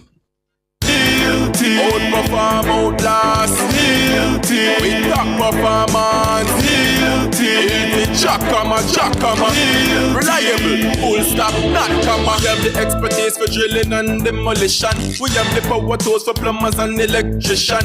Pan select tools, 3 parts and 3 repairs. 3 parts, 3 repairs. 2 to 3 years. Hilton, available at Delta Supply, 106 Hagley Park Road. Call us at 876-302-6111-4. Delta Supply, we service what we sell. Plug into the sun with Peak Energy Solutions. We are your affordable provider for everything solar. Grid tie or off-grid solar P systems, solar air conditioners, panels, lithium batteries, solar supplies, and installation. Visit us at Shop 1, 3 Mosquito Valley Road, Red Hills, St. Andrew. Call 876-279-8820 or 944-0668. Or email us at peakenergysolutionsja@gmail.com. Peak Energy for everything solar. Public Opinion is brought to you by Cleasing Industrial Supplies Limited, Industrial Automation and Control Solutions. Good evening, and welcome to Public Opinion. I'm Roby Ann Williams. A special good evening to our friends over on our YouTube platform. Thank you so much for tuning in. We invite you to weigh in live in the comments section on today's Public Opinion. Now, National Security Minister Dr. Horace Chang says he's open to the issue of members of the JCF being incentivized for the continued reduction in murders. Dr. Chang was speaking with Tyrone Reed on Cliff Hughes Online today. We have a record low number in terms of murders in how many decades? In an era where we've championed performance-based pay, the members of the security forces should be given a performance-based incentive. And I'm really talking about money by whomever forms the next government. Is that something that you and your party are prepared to countenance? On the last occasion, I sat with the Federation and discussed the entire compensation review, and we worked out together. And in the next one, I'll also play that role, and certainly have a discussion with the officers and the Federation how we can best ensure keep the police competitive in this country as far as compensation is concerned. They are doing an excellent job, and any support the government can afford to give, we will give. As of July 26, Jamaica recorded a 42% decline in murders when compared to the corresponding period in 2024. Shootings across the country are down 34%, while serious crimes overall have declined by 16%. So all in all, a decline across the board. In Public Opinion this evening, we're asking, should the police... You, the members of the public, we're asking, should the police be incentivized for the reduction in murders? I'll start on our X platform where Tai Gut says monetary incentives most time give individuals the eagerness to work harder, notwithstanding some of those who are literally corrupt and cannot be pleased. Kurt Hickling, the incentives should go towards acquiring quality equipment, performance training, and continuing education for JCF members so they can continue their work in reducing crime. All right. Michael is saying, yes, police are typically incentivized for reducing murders and other serious crimes through performance metrics, budgets, and promotions. The key is designing incentives that promote effective ethical policing rather than just numbers-focused approaches. Okay. Lauren is saying, whomever the blame visits when error is identified, then... Okay, Roderick is saying, who would like to bet this will be on Mark Lips later tonight? Okay. Ernetta saying, yes, I think so. I think police should be incentivized for the reduction in murders. On our Facebook platform, Prince Wellington says, no, they should be given body cams. No excuses.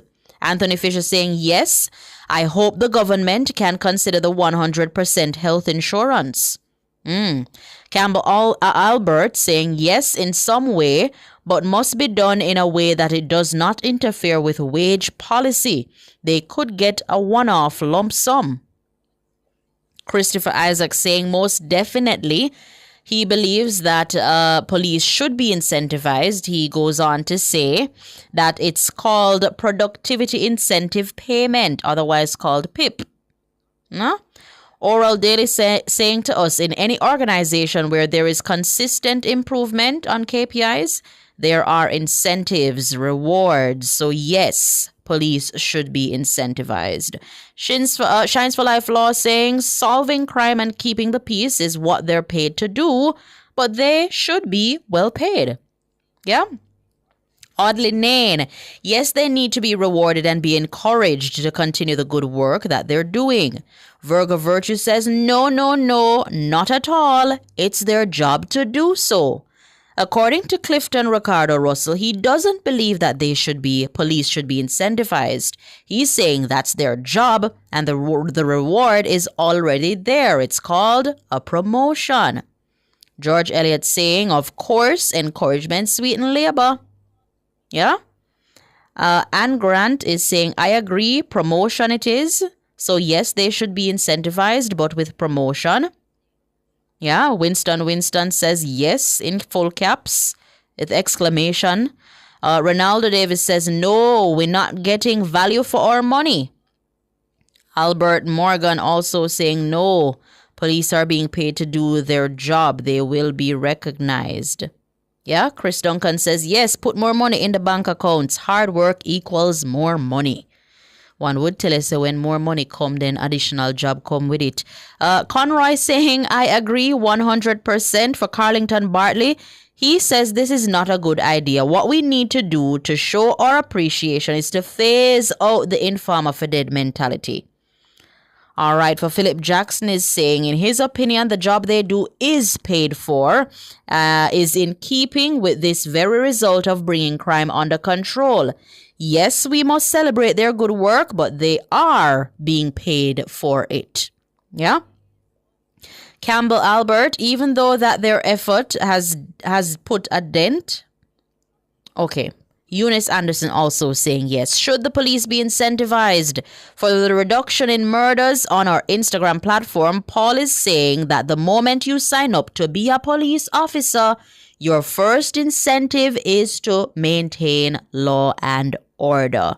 Jay Springfield right off the bat saying no, they should get a raise of pay. So not incentive, but they should get a raise of pay. All right. According to Divine Master, can't say the middle part of the name. According to Divine Master, he's saying yes, encouragement sweeten labor. So too saying Flowey's Creations saying yes, worse if we end the year under 800 or close to, then another incentive for under 600. Michael Morrison saying yes, concessions on motor vehicle, land house, and 100,000 more a month for all rank and file. Wow. Going on over to our YouTubers, should the police be incentivized for the reduction in murders? This should be a very interesting one for our YouTubers to comment on. Juliet Sanchez believes it's a stupid idea. It's a stupid idea. Tate Grant says, yes, indeed, I believe. Clive Smith saying, promote every police officer one rank higher right now. Albert Lewis is questioning, how are we going to identify those who are deserving? Josephine, I agree, but the PM should get a raise too. Let me see what Arlene is saying. Arlene Rowe, I don't think so. That's why they are already being paid. Yeah? Maybe a one-off bonus, says Jolene Sterling. They can get a little one-off bonus, according to Jolene. Jacqueline says clash. Oh, unrelated right there. Let me see if I can get in a few more. Start Girl is saying it's going to cause problem. Teachers, doctors, nurses, they're going to want raise a pay too. Yeah? They're going to want raise a pay too. They're also going to want some to be incentivized. Okay. Marcus the Best saying, no, not at all. The specialized anti-gang squads. Okay. Christopher Bowen believes yes, especially at a divisional level. Not everybody can be promoted. Yeah, Grace Price says, nope, no to the incentivizing of murder reduction. It's their job. Marion Harrison believes that a Christmas bonus will do. A Christmas bonus will do. Rayan Wright, it's a good idea. Encouragement, sweeten labor. Once your palm agrees, you say it encourage labor. Grace Price says give them promotions. Miziel Sterling, so them can get a little thing. Yeah? Them can get a little bump in the pay. All right, let me see if I can get in a few more. Should the police be incentivized for the reduction in murders? As of July 26, Jamaica recorded a 42% decline in murders when compared to the corresponding period last year. The country cannot afford that, according to Gravish.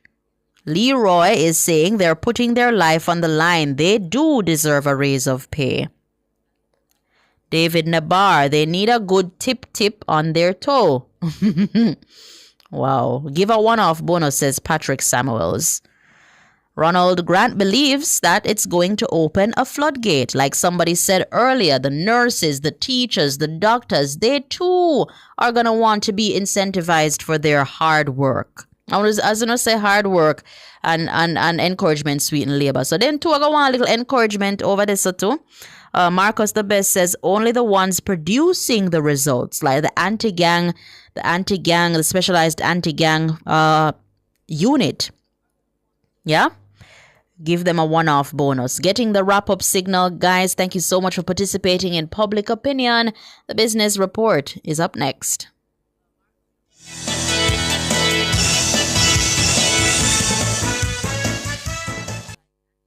Public Opinion was brought to you by Cleasing Industrial Supplies Limited, Industrial Automation and Control Solutions.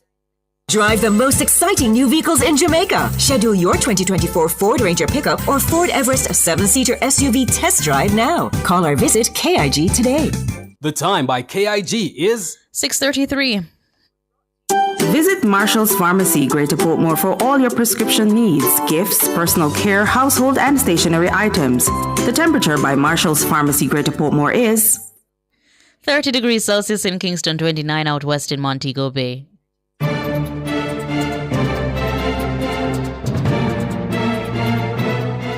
Hello, good evening, and welcome to Nationwide's Business Report. I'm Robianne Williams. The U.S. and China have wrapped up another round of trade talks without any major breakthroughs. This despite discussions that both sides described as constructive. The negotiations held in Stockholm, Sweden, came as a truce established in May is set to expire next month, threatening to revive the turmoil that hit in April when the two countries exchanged escalating tit-for-tat tariffs. U.S. Treasury Secretary Scott Bessent says any extension of that truce, in which both sides agreed to drop some measures, would be up to President Donald Trump. China's trade negotiator says that both sides would push to preserve that agreement. The International Monetary Fund IMF has predicted stronger global economic growth than it forecast in April, in part due to some U.S. tariffs on goods being softened. A surge in U.S. imports as firms tried to beat impending higher import taxes and actions by some governments to boost growth bumped up its latest forecast. However, higher tariffs and more uncertainty could lead to weaker growth and slower economic activity, the IMF warned. Meanwhile, UK growth is predicted to be 1.2% this year and 1.4% in 2026, unchanged from revised forecasts set in May. The UK is set to be the third fastest growing economy out of the world's so-called most advanced economies this year and the next, after US and Canada.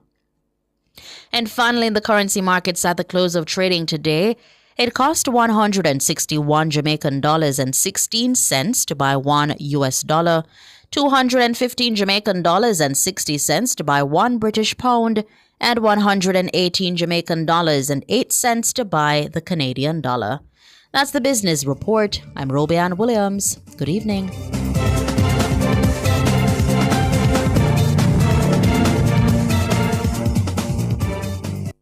I use the RADA app to help source my seeds and also my seedlings. Me run my farm as a business, so I use the app for weather forecast and crop planning. When we need an extension officer, I just book a visit on the app. Quick time to reach. We check pest alert every morning. I don't make her mash up my ground. Real farmers, real support, real easy. Tap RADA and farm smarter. Get the mobile app on Android and iOS. Redemption Fest and Emancipation Celebration, August 1, 3 to 10 p.m. at Emancipation Park. Come celebrate our rich heritage. Admission free. Brought to you by the Ministry of Culture, Gender, Entertainment and Sport, JCDC, and Emancipation Park. Truth is, HIV affects everyone. Truth is, avoiding care leads to a weaker immune system. That means you could get really sick. The truth is, the hardest pill to swallow isn't the medication. It's the problems that follow when you don't take them. Let's get through this together. Remain in care. You can live life to the fullest with HIV. And that's the truth. A message from the Ministry of Health and Wellness.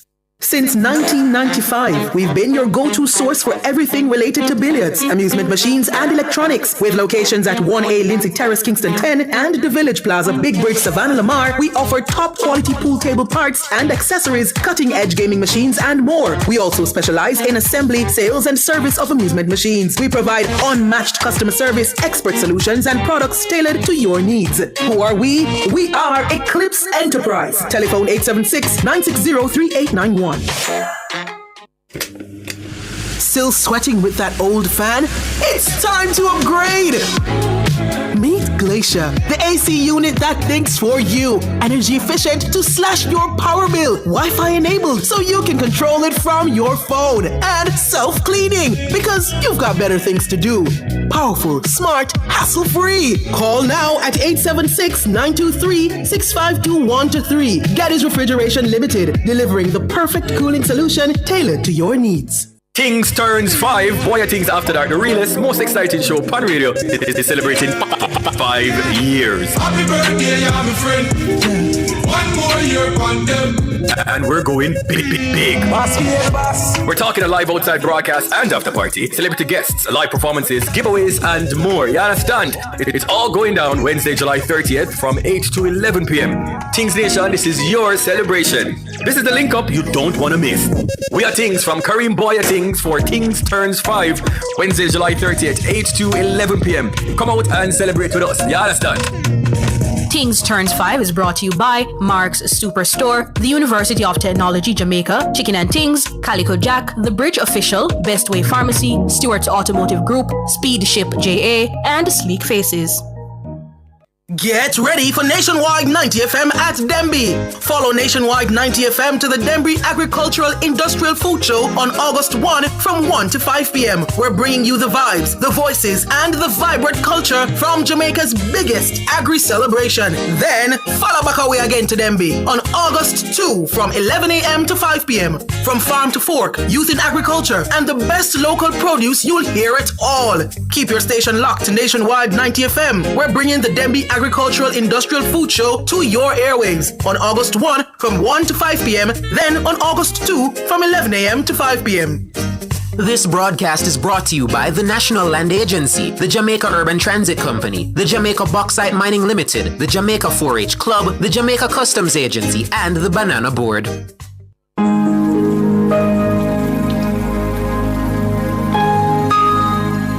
Hi there. Here's some good news for these trying times.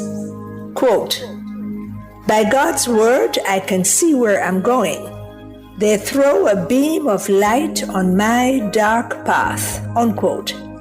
Psalm 119, verse 105.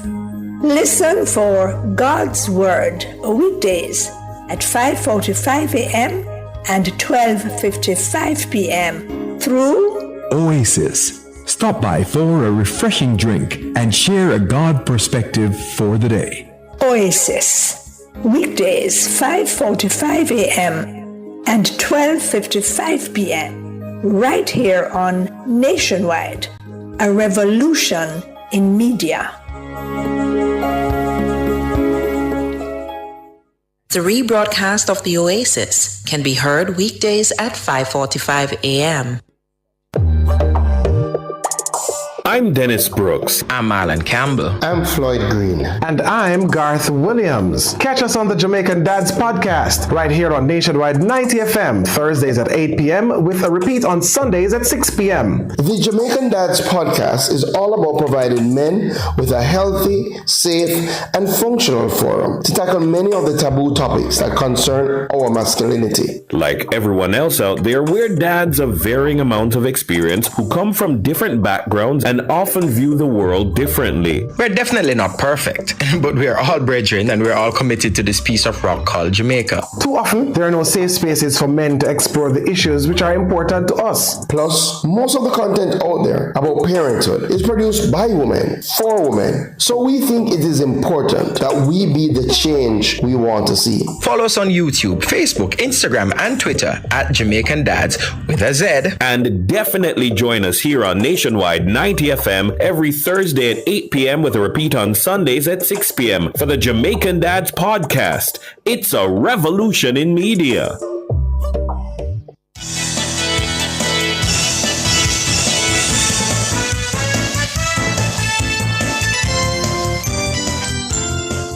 Good evening, good evening. Thank you so much for staying with us here on Nationwide at 5. It's time for the nation's business. I'm Ricardo Brooks. And I'm Siobhan Campbell. We're turning our attention to that age-old debate. Fixed election dates. Yeah, the matter has again been brought to the fore, and during a contribution to the sectoral debates last year, the Minister of Legal and Constitutional Affairs, Marlene Malahoo Fort, said that the Constitutional Reform Committee, CRC, had agreed that fixed election dates remain unsuitable for Jamaica. However, she supports greater certainty for election dates. Fixing a specific date, the precise and inflexible date, may be problematic in a country like Jamaica. But it is still possible to introduce greater certainty as to when elections are held. This is a matter that we will have to continue to debate. No one who holds office after the people have voted should be afraid of the people. That's Marlene Malahoo Fort, Minister of Legal and Constitutional Affairs, and she was speaking during a contribution to the sectoral debates last year. So, should we fix the date, and what are the merits and the demerits of that? For that discussion, we're being joined by President of the National Democratic Movement, NDM, Attorney at Law Peter Townsend, and member of the Constitutional Reform Committee, Hugh Small. Himself an attorney at law. Good afternoon, good evening. Yes, good evening, Good evening, Ricardo. Good evening, gentlemen. Hugh Small, let me start with you. During those deliberations in the Constitutional Reform Committee, did you share that view that the fixed date is not suitable for Jamaica? No, and I don't think that what the minister said is accurate. The report itself, at paragraph 6.4.1 said that it was recognized that the decision to hold an election at the whim of the Prime Minister, that discretion is exercised in a way to gain political advantage. And what the Minister said does not reflect the body of the report, and nor does it adequately reflect the discussion that took place at the committee. The whole question of having a fixed election date was one on which Mr. Holness campaigned as leader of the Jamaica Labour Party in 2016. It was also in the manifesto of the Jamaica Labour Party in 2020. And on the 24th of May 2016, in making his budget presentation, he said expressly that the government had decided to move ahead, that a ministry paper would be laid on the table of the House, and that the draft legislation was being undertaken by the Minister of Justice, Mr. Delroy Chuck. I'm sorry, Hugh Small, could you just hold for me? Bugs, let's play that clip. It's in the script there during the contribution to the 2016-17 budget debate, the first one, right? The Prime Minister. The Minister presented me with the green paper today. He will table it at a future date in Parliament, and we have started drafting legislation for a fixed election. Mr. Speaker, critical plank of the growth agenda is to reduce the uncertainty of government action, reduce the time for decisions, flatten the hierarchical structures, and speed up the bureaucratic processes. This will reduce political risk and government-related risks in investments, thereby making Jamaica a more competitive environment. A fixed election date is not merely a political initiative, it is more so a competitive initiative. So that was the Prime Minister during his contribution to the 2016-2017 budget debates. That would have been shortly after he won that election. Was that 9 years ago now? Of course, the country still does not have fixed election dates. Yes, Hughes, I just wanted the listeners to hear him in his own words. Go ahead. And it was a part of the manifesto of the Jamaica Labour Party in 2020. And so here we are now, as you said, 9 years after it was first raised, and the Prime Minister said that the process had started, and we've got nowhere. And it is in that context that I'm saying that what was quoted by Minister Malahoo Fort is extremely inaccurate.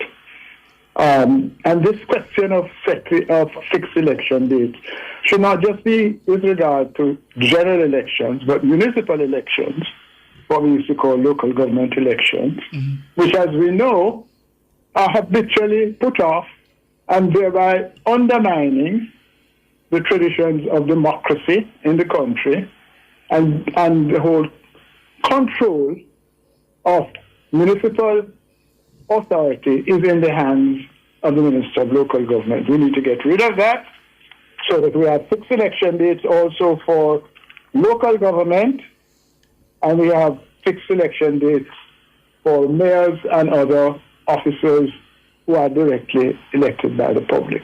Hugh Small, what do you make of the argument that in the Westminster tradition, the election date is not fixed? Certainly the UK tried it and then reversed itself. A subsequent parliament reversed the Fixed Election Date Act. They said it just wasn't suited for the Westminster tradition. What do you make of that argument? I say two things about the Westminster tradition. One is that we are moving towards becoming a constitutional republic, which is not a part of the Westminster tradition. And the second thing that I say is that there was a modification, not a total abandonment of the position taken in the previous legislation in the UK. And there are several other countries who are part of the Westminster tradition, including Canada, that have fixed election dates. So that this idea that we should tie our navel strings to the monarchy is what we are trying to get rid of, and we should not hold ourselves out as having loyalty to those old ideas, which we know, and the Prime Minister himself said it, have not served us well. So let's get on with it after 9 years and 2 political manifestos. And Peter Townsend, we can understand many of the immediate benefits to having a fixed election date in terms of certainty, as the Prime Minister himself outlined in terms of budgetary certainty. But what, outside of possibly the political advantage of being able to select the date for an election, does having the date being flexible have for the country itself, if any? Well, Siobhan, I can hardly think of many advantages of the flexibility which the Westminster model practices or encourages. And so the NDM from 1995, one of our fundamental proposal has been for a fixed election day. That's 30 years ago, come October 29 this year. And so I will not find any argument to support having the flexibility of the election date being called at the whims and fancies of a Prime Minister, which is a benefit to the governing party, whichever party is in power, that they will have this tool in their toolkit to call election when it suits them. And so the predictability and stability will always trump whichever advantage a political party will have for themselves as against the country's best interests. Reducing uncertainty, promoting long-term planning, increasing accountability, reduce the potential for opportunistic elections, which has plagued Jamaica in 1976. Michael Manley called an election a year before it was due because it suited the PNP then, and when they did. Then in 1983, Edward Seaga did the same thing for the GLP. 1993, the PNP, DJ Patterson did likewise. It backfired on Andrew Holness in 2011 when he called it before it was due. But generally, it is really about giving the edge to the governing party. And it doesn't really enhance the democratic process at all. So overall, fixed election days really promote stability, accountability, and really long-term planning, and it's best for democratic governance. So tell me, Peter Townsend, because does it simply just come down to the simple fact that when a party comes into power, they realize that this is such a useful thing to have in terms of shoring up their electoral efforts that they just simply cannot dispense with it? Right, and that is why it has not been changed all these years, because when a party is in government, they like to have it. The party in opposition is not against it, because even though they may be feeling the wrong end of it in a particular cycle when they are in opposition, they yearn for and look forward to the day when they will have that power for themselves to exercise. And so if you look at even the constitutional reform process that the so-called one going on now, with due respect to Mr. Small and the other well-thinking Jamaicans on the committee, it's really tinkering with the current so-called constitution and piecemeal changes that, to me, for the most part, keeps the Westminster system, although they would give it a new name and they would call the Governor General President, and they would call and they would claim that you're a republic and no longer part of the monarchy. But they would want to still keep the unfixed election date as a part of that so-called constitutional arrangement, instead of making a total, proper reform to give the Jamaican people what they really want, based on opinion polls that have been done, which show that the people want to directly elect an executive head of state, right? And to set up new parameters, including fixed election dates and term limits. But the two parties, it suits them to maintain the same system, because when they're in government, they benefit. When they're in opposition, they yearn for it. And then when they get there, they just maintain it. And so all this talk, we in the NDM would love to see these changes become reality. But I am very, very cynical and skeptical, as if you will not just be talking points and put in their manifestos, but will they do it? Let's see. It will be the best thing for the Jamaican people and good governance. Yeah, Hugh Small, just a correction. I pulled up the JLP's 2020 election manifesto. I do not see the fixed election date repeated there under the governance issues. I'm not seeing it repeated there, just for clarity. I sent the copy of the one that I got from the internet. All right. But are you certain it's the 2020 manifesto or not the 2015 manifesto? 2015, 2016, they're about there. Yeah, the 2021 that I'm looking at does not have it, but that's fine. But I want to move to the matter of certainty, because right now, as we are running down to the clock, there's the argument that in a way the election date is fixed because the Prime Minister has now run out basically the entire term, so there is no uncertainty, as it were. You're basically sure now when it will be. What do you make of that argument? We are sure now when it will be, but we have been through a period of intense campaigning by both political parties that has cheapened the political culture in our country.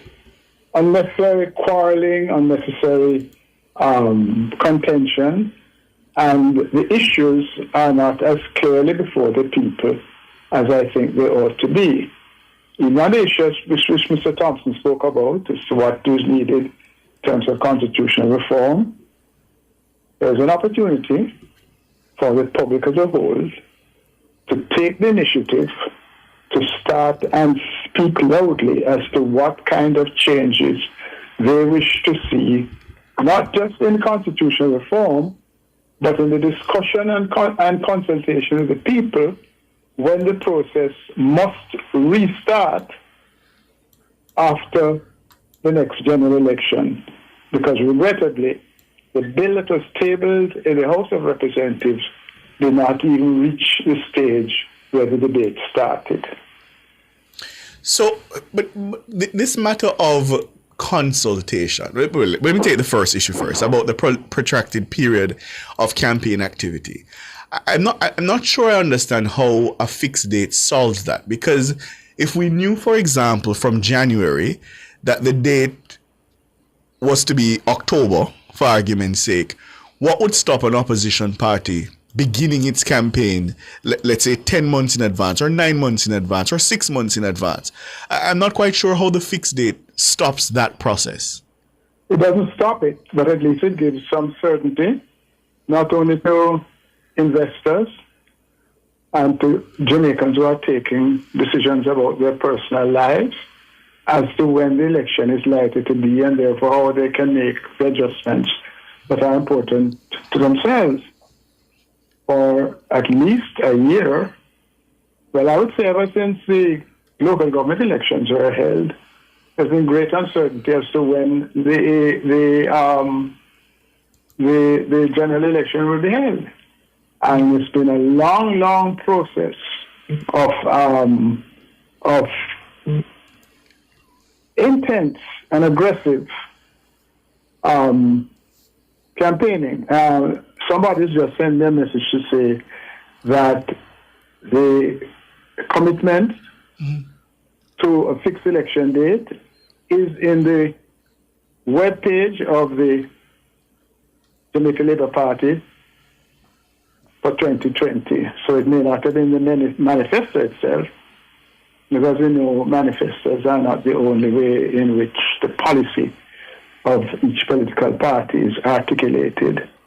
Somebody just sent me a note to say that, and that may be where I saw it.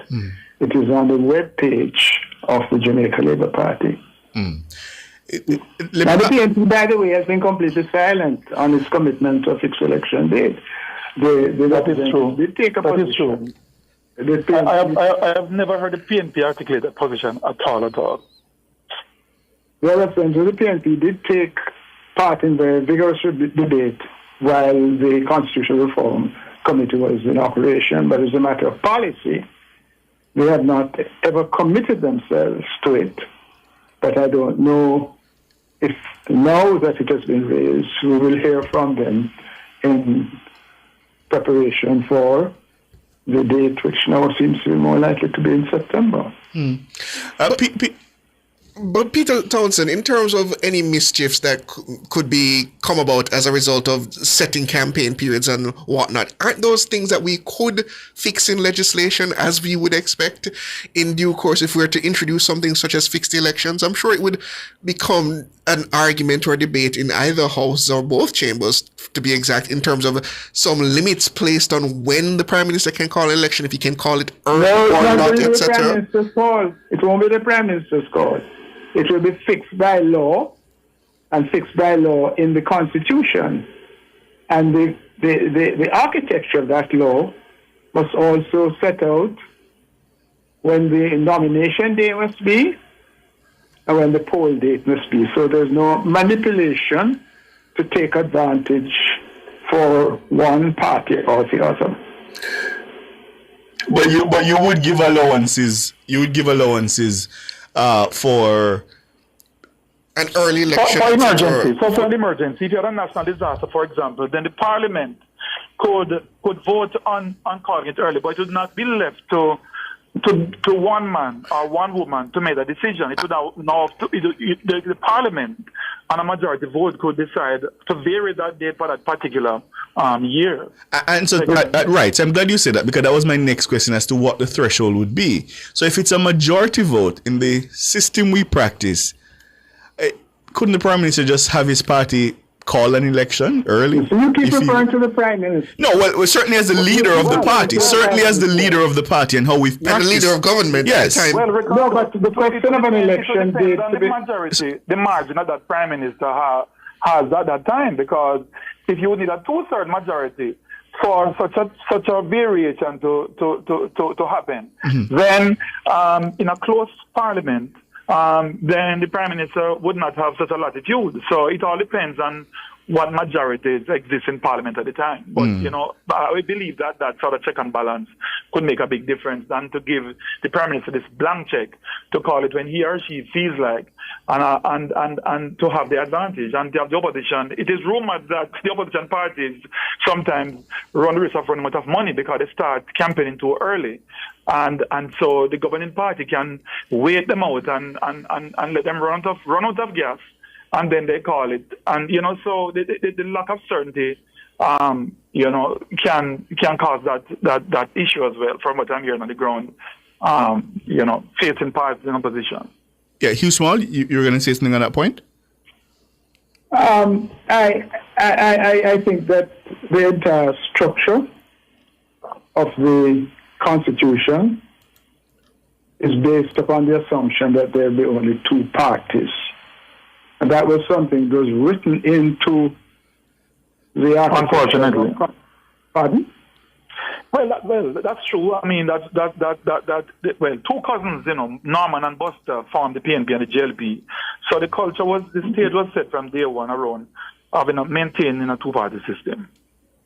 But you see, we don't even have a system that, while it recognizes the existence of political parties as organizations to express the will of persons who have an interest in the political culture of the country, we don't even have any facility in the Constitution to have proportional representation of any kind recognized. And so it is that many of the people who are not voting today are not voting because they feel that neither political party really represents their particular point of view. And so we are in a country in which more than a half of the people, almost two-thirds of the people now, have opted out of voting. And our democracy is being threatened by that. And these are some of the issues that we need to address. And that is why, Small.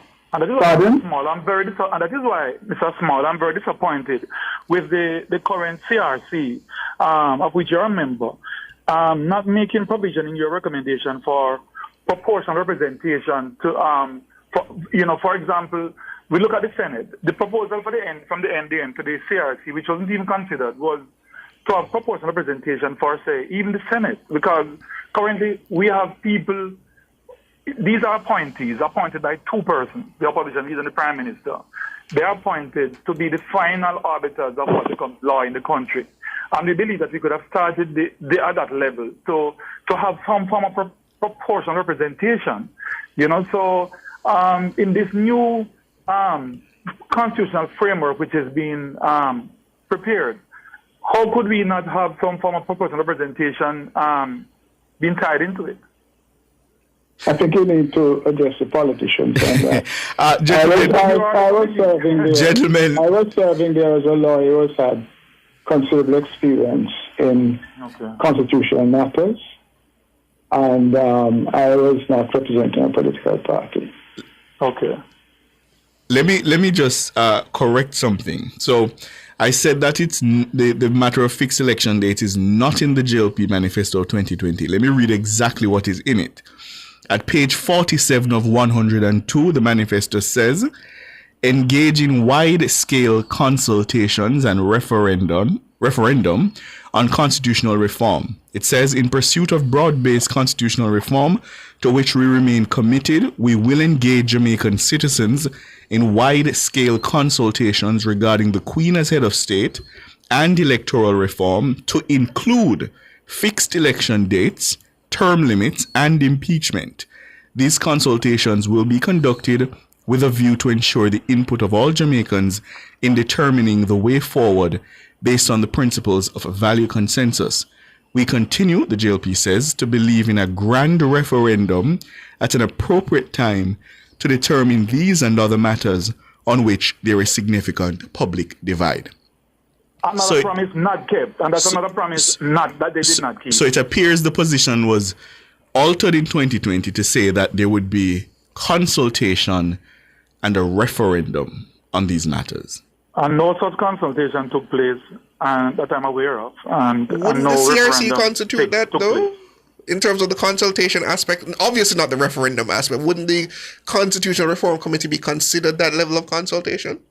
I don't think You so. mean that I don't think level so. of consultation that they said they had? You see, Siobhan, I'm not saying that some form of consultation didn't take place, but it was woefully inadequate, and I'm not quite sure how much of the ideas or the views of the people were staying on board. It seemed to me as if the PNP and the GLP members of the CRC had their mind set on what the kind of constitution they wanted, right? And the only reason why there's a fallout was when Mark Golden pulled the rug. No, that's not accurate, sir. Please. With the whole CCJ issue.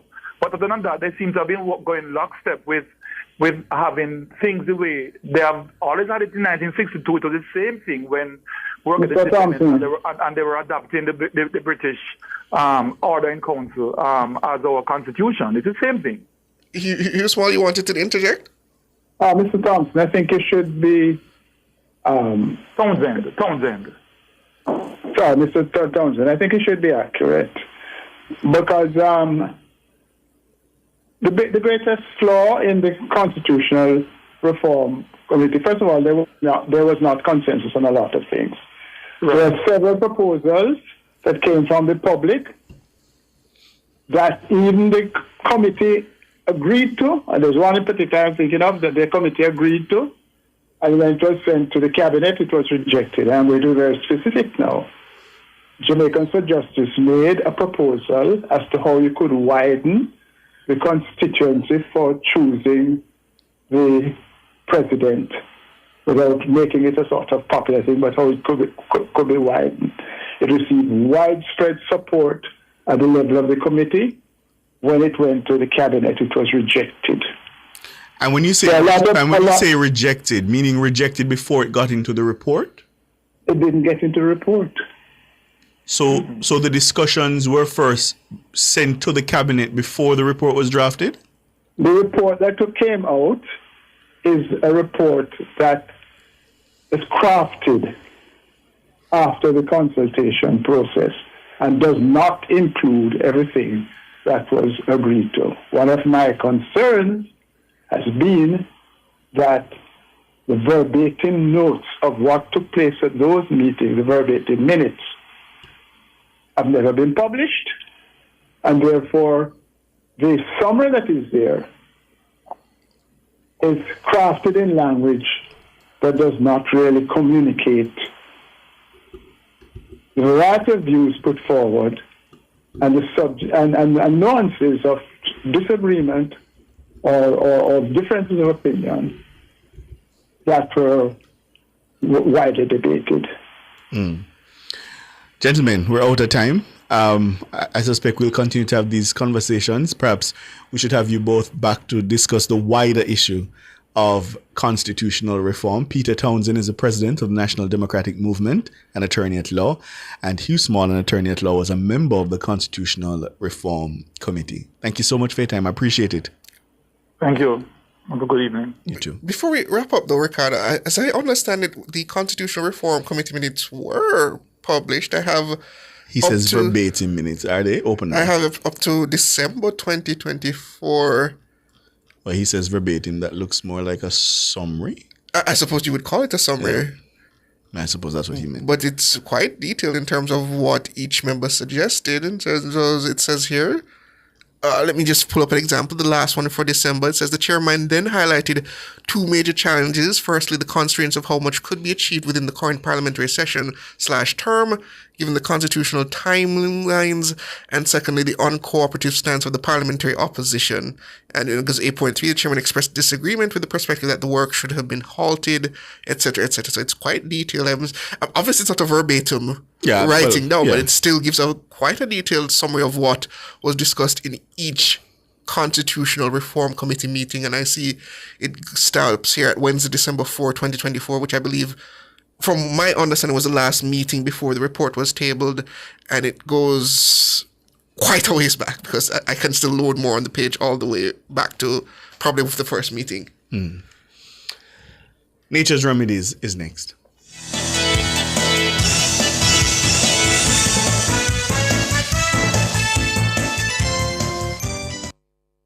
Truth is, you can't live life to the fullest with HIV. This time signal is brought to you by the Ministry of Health and Wellness. The time is... It's 7:12.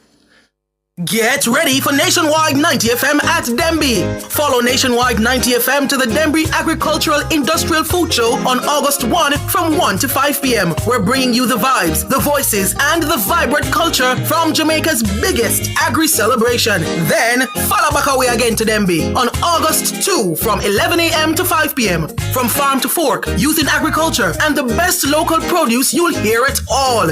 Keep your station locked to Nationwide 90 FM. We're bringing the Denby Agricultural Industrial Food Show to your airwaves on August 1 from 1 to 5 p.m. Then on August 2 from 11 a.m. to 5 p.m. This broadcast is brought to you by the National Land Agency, the Jamaica Urban Transit Company, the Jamaica Bauxite Mining Limited, the Jamaica 4-H Club, the Jamaica Customs Agency, and the Banana Board. The following is a paid announcement by the Jamaica Labour Party. The Jamaica Labour Party is ready. The Choose Jamaica machine rolls into the East Rural St. Andrew Constituency Conference this Sunday, August 3 at the Kintyre Community Centre, 5 p.m. Roll out in your thousands and also join us live. Come hear your MP boss lady, the Most Honourable Juliet Holness, and the Jamaica Labour Party champions, Deputy Leader Desmond McKenzie, MPs Delroy Chuck, Dr. Christopherson, Juliet Cuthbert-Flynn, Dr. Andrew Wheatley, Marissa Dalrymple-Philibert, Senators Aubin Hill, Abka Fitzhenley, and others. Main address comes from Prime Minister and Party Leader, Dr. the Most Honourable Andrew Holness. Juliet Anne-Marie Holness is active and strong. She put in the work. We not stop it, them can't stop it. JLP large and in charge in East Rural St. Andrew. This Sunday, Kintyre Community Centre, 5 p.m. We choose Jamaica. See you there. The proceeding was a paid announcement by the Jamaica Labour Party.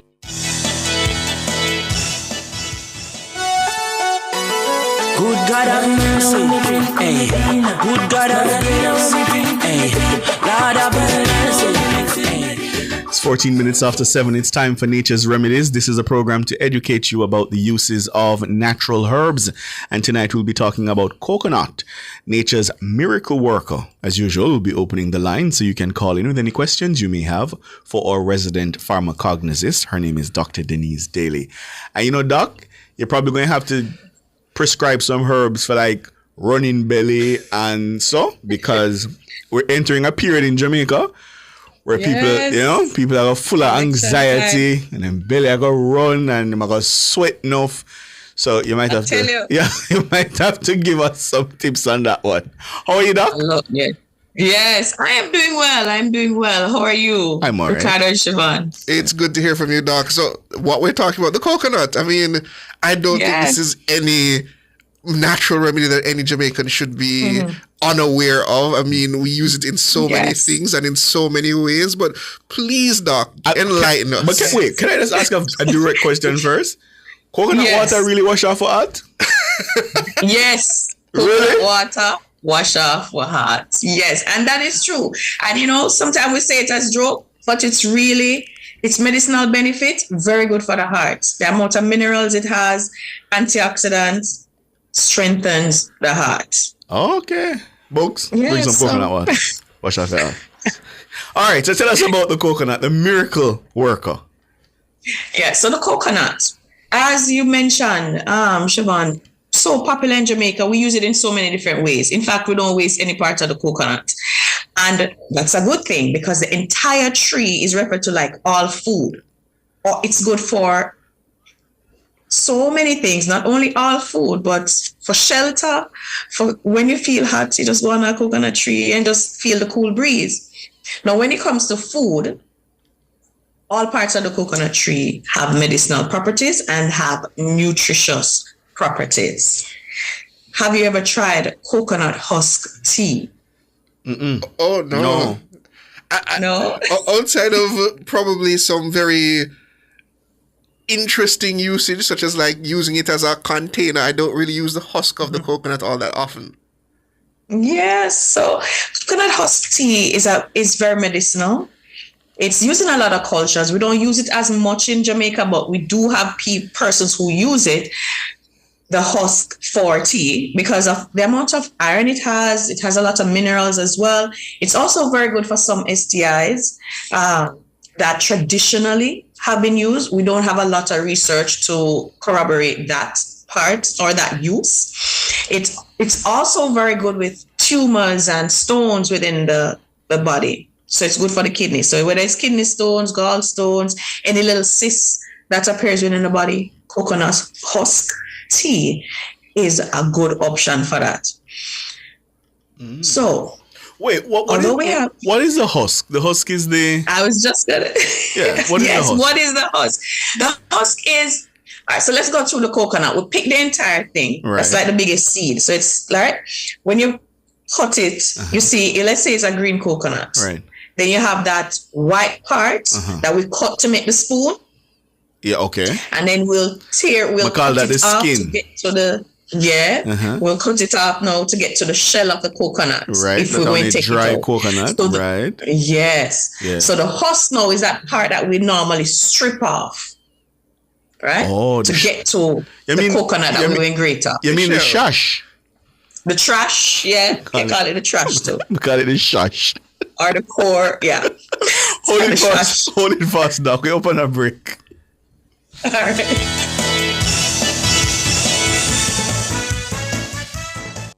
The NHT is lending up to $12 million for homes priced at $14 million or less, making home ownership more accessible for Jamaicans. We are building Jamaica. The time by the office of the Prime Minister is... It's 7:18. Good God of mercy. Hey. Good God of grace, it's Nature's Remedies. We have Dr. Denise Daly with us tonight, and we're discussing the nature miracle worker. That's the coconut. Yeah? Yes. By the way, all-giving tree. Let me also admit something that I didn't know, that the jelly coconut and the coconut we use cook the rice and peas are the same coconut. No, I didn't know that. I didn't know that one is dry. I didn't know that. And one is I did not know that. Well, every day we learn, right? Yeah. You can tell Ricardo is a town gentleman. Ricardo is definitely from town. I had no idea. But no, seriously, so the health benefits. So you talk about the antioxidants, you call them? Yes. What are the benefits? And these antioxidants, they help to, if there's any damage in the body, they help to repair our cells and get rid of some of these toxins. So it's good to have some coconut water to wash off the heart, to help with purifying the blood and strengthening our cells. The husk, as we mentioned, it has iron, magnesium, etc. Because if you think of the husk, it has all the nutrients that the seed needs to grow. So it seeps. So when we make these tea, it's a high multivitamin, multi-mineral tea. So if you're having it for the first time, I recommend having it with some food. So you have food, then you can try the coconut husk tea because it's high in minerals and vitamins. Let's talk about the meat now, the kernel. So the kernel is the jelly part that's young, when it's young. And then when it's mature or your dry coconut, it's the meat part that we call it, the one that we can break and we grate up. Right. Now that portion is a food in itself. It's a complete meal. And when we call a natural remedy or a herb a complete meal, that means it provides us with vitamins, mineral, protein or macronutrients, protein, fats, calories, or carbs. So having that coconut when you're hungry is a very good option, especially when you're on a meal plan or weight management program. Right? So it's excellent. Doc, is there any differentiation in terms of its nutrient value from the dried form or the jelly form? There is, because as it matures, it's moving from, if you realize with the water, for example, it tastes different. Right? So the younger coconut, it have a more refreshing taste, sweeter. As it becomes drier, and sometimes we'll shake it or you knock it to feel, how sweet it is or how dry it is. It becomes have a nutty flavor or earthy flavor, more acidic sometimes, because those sugars are now changed into a different type of compound, more polysaccharides and more antioxidant type compounds, more tannins. So the that makes the difference in the taste of the coconut water. Same with the jelly versus the meat, right? With the meat, you have a lot more fats. And that's why we use that one to cook or to make our coconut milk. It has a lot more fat. It has a lot more of that earthy flavor. And I'm trying to remember the name, MCTs. Well, that's still fat. The medium chain triglycerides, which are good for weight loss because it helps you to burn more fat. Because when you have it, you burn that as a calorie, and therefore, and you still feel full. So the taste comes right down to the chemicals, the chemical change it goes through from young to mature. I've heard, Doc, that I shouldn't drink too much coconut water. Is that true? Too much is relative. I mean, but I'll get a gallon bottle and I'll just drink coconut water. For how long? How long you drink the 1 gallon bottle? Like for the week? No, I feel like a day. A day? Well, that is a lot. That's a lot? Oh. Yeah. A gallon bottle of coconut water is a lot for the day. Because it's nice, in the Doc. It's nice, in it. I love it. It's one of my favorites, especially when it's a good coconut water. And especially if you just don't eat some curry chicken and white rice, Doc. It does. Yes. But tell me that, because some people, including my mother, swear by coconut water as essentially a replacement for water. It is, except coconut water, and why excess is not good is because it has a high amount of potassium. It has a high amount of other minerals. So you're taking in a high concentration. If you have kidney issues, that's where the problem can lie, right? Because your kidney will be processing all these minerals. If you have issues with, I'm trying to remember the other one, issues with or medications that have potassium as well, you may have some interaction. So if you have kidney issues, you want to reduce the amount you have, right? So you'd mix it with water and coconut water. Now it's a better alternative to add versus water because of the electrolyte value. So for example, if you're high intensity, you're going to the gym, you are at, what do you call it? Gym, something with high intensity. Then the electrolyte is good. Oh, athletes. So if you're an athlete, instead of Gatorade or all those sports drink, rather, coconut water is a great alternative because you're not just replacing the H2O, the water, but you're replacing some of the electrolytes that you lost. So it's a great drink to have naturally. I see some people on YouTube suggesting too much of nothing is too good. Suggesting that it has an impact on your blood pressure. Is that true? It's very good for the blood pressure because of the potassium. But if you have low blood pressure, you can lower it too low. Oh. Right? If you're drinking excess. Right? What about blood sugar?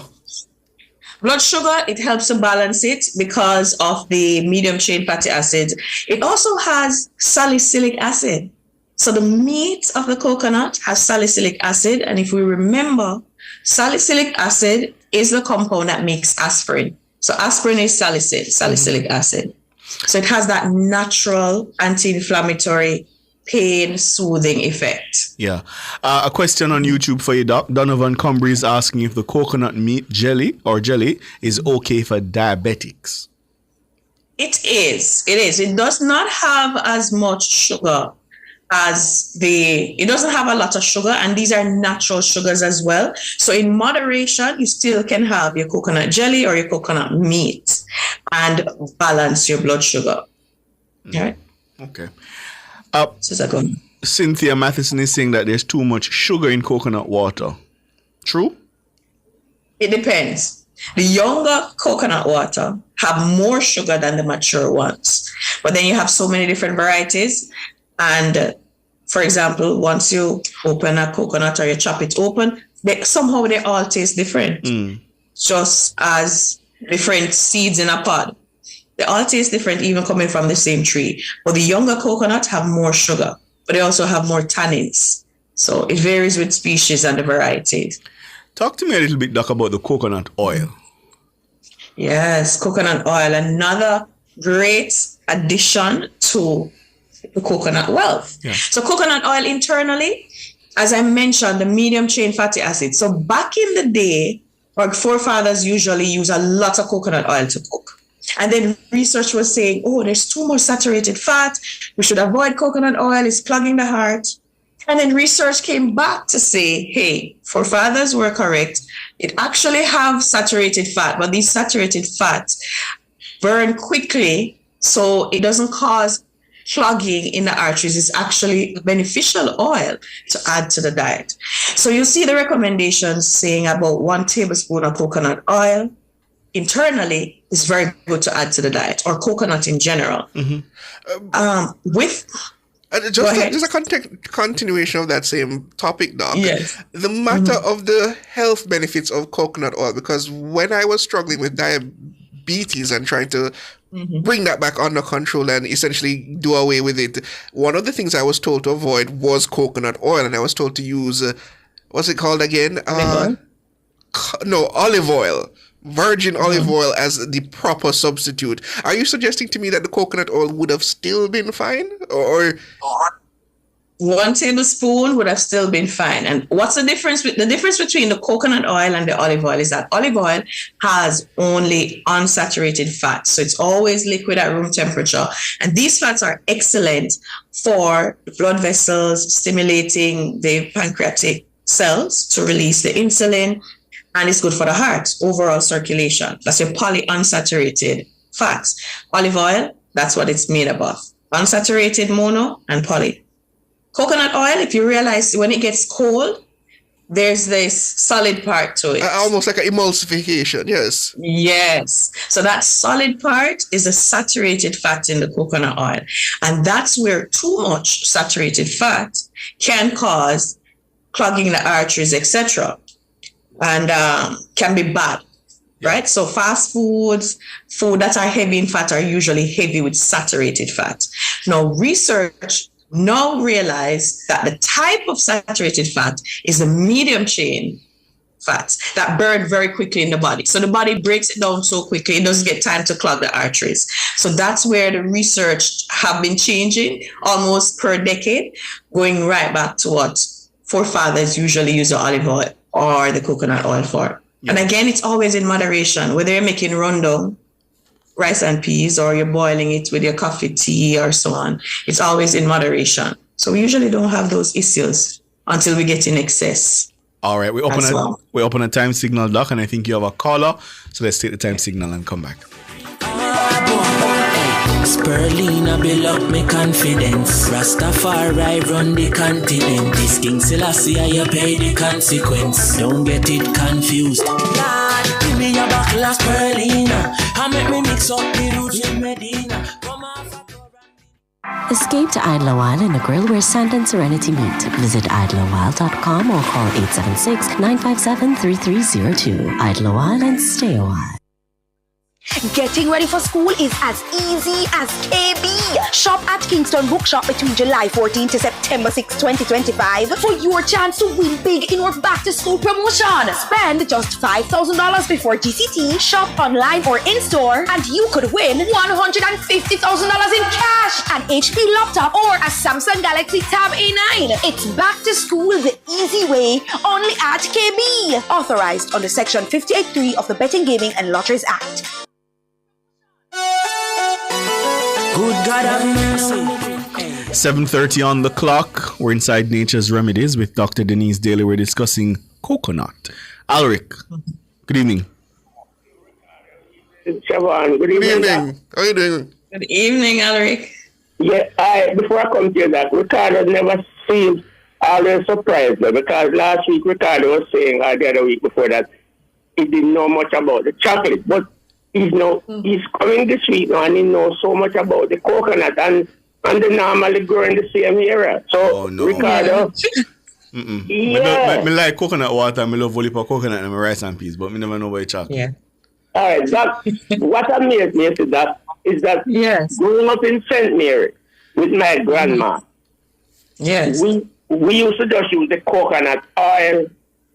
And I'm now listening to you now for consecutive week, and I'm trying to comprehend why we weren't getting sick as boys.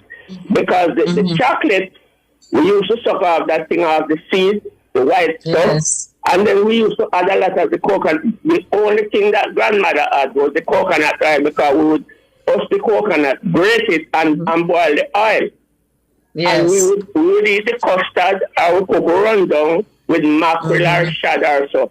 And we never used to get sick. And now listening to you, I can understand why we grew so healthy. Yeah, definitely. Exactly. Because we never used to sick back, and that was those were the things that we used to have. Yes. Yeah. So right from the backyard. Right from the backyard, doctor. Now I'm going to ask you now.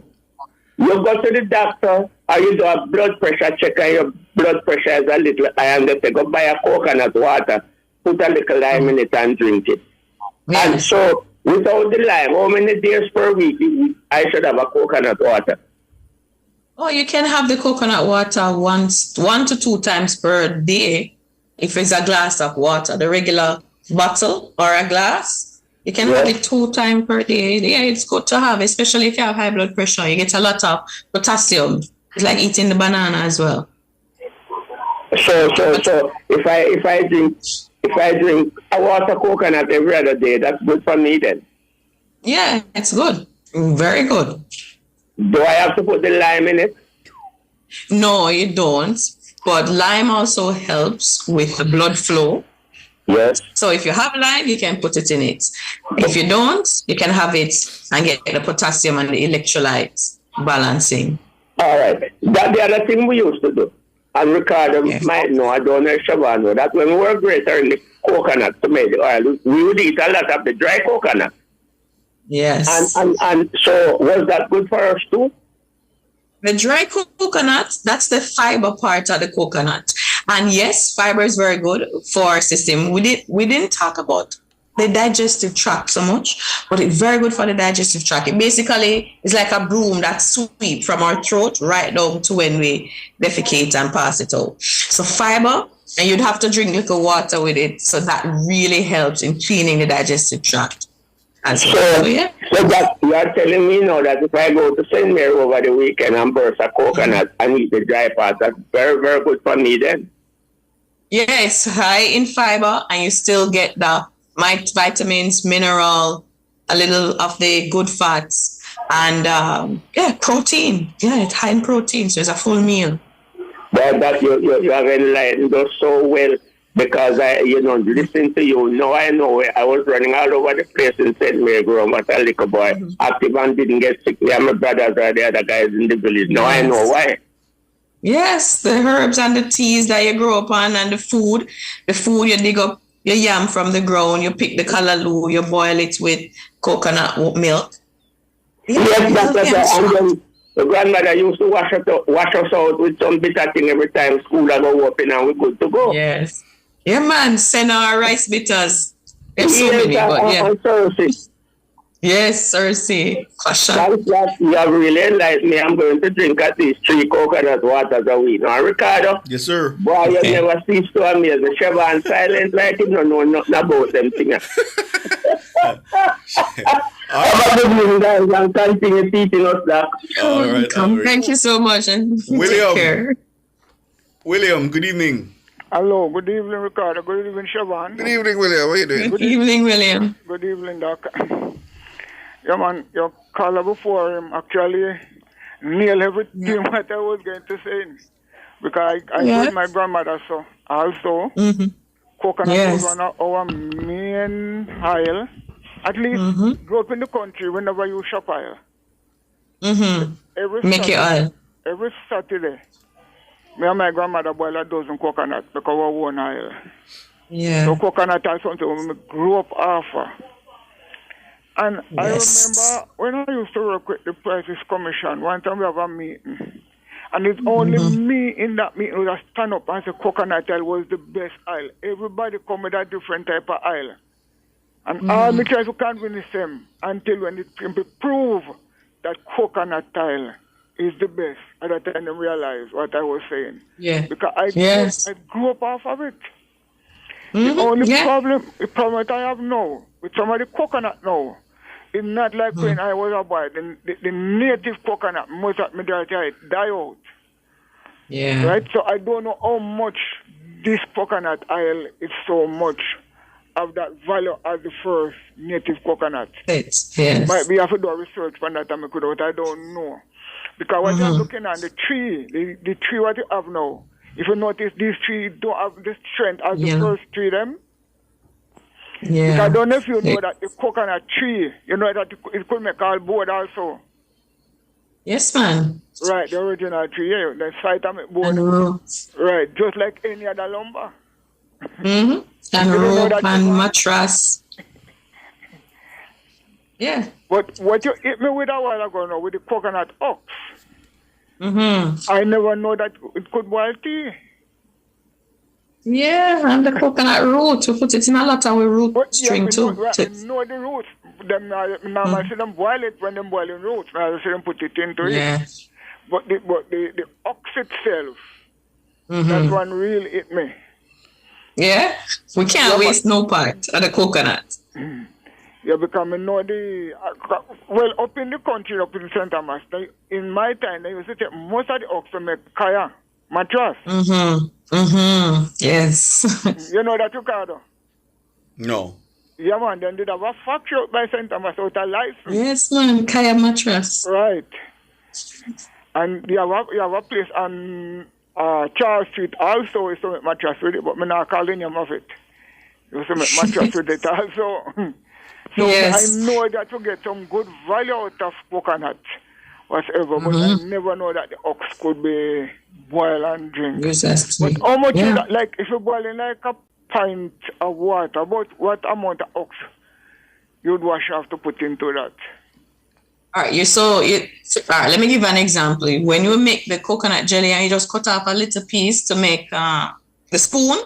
Right. So it's like almost like a hand amount. That small piece that you'd cut off to make a spoon.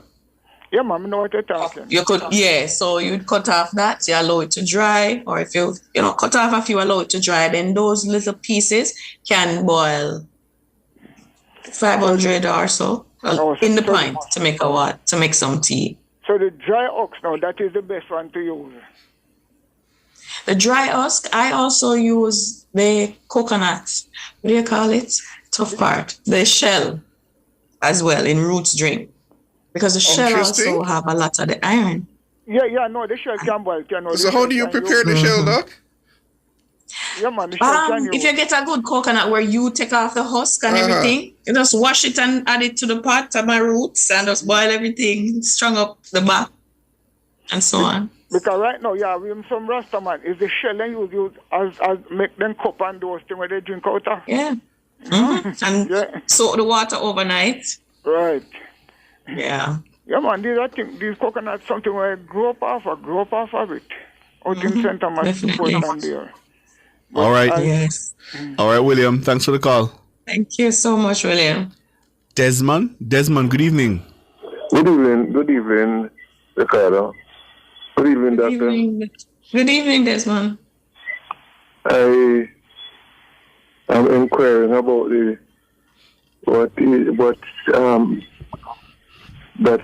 coconut, the meat of the coconut. What is the relationship between the meat of the coconut and Alzheimer? Yes, that's also one of the budding research. So the meat of the coconut and Alzheimer, research has shown that having the meat helps with Alzheimer's disease. And why that is so is because of the same MCTs, the medium chain triglycerides, the fats that burn quickly. These form ketone bodies that the brain uses. So if we run out of glucose, the brain can use the ketone bodies. So basically it keeps your memory sharp. So that's how it helps with repairing or helping with Alzheimer's. So research is still ongoing, but even adding a tablespoon of coconut oil to your diet per day helps. They're seeing that it helps with memory and forming those ketone bodies. Okay.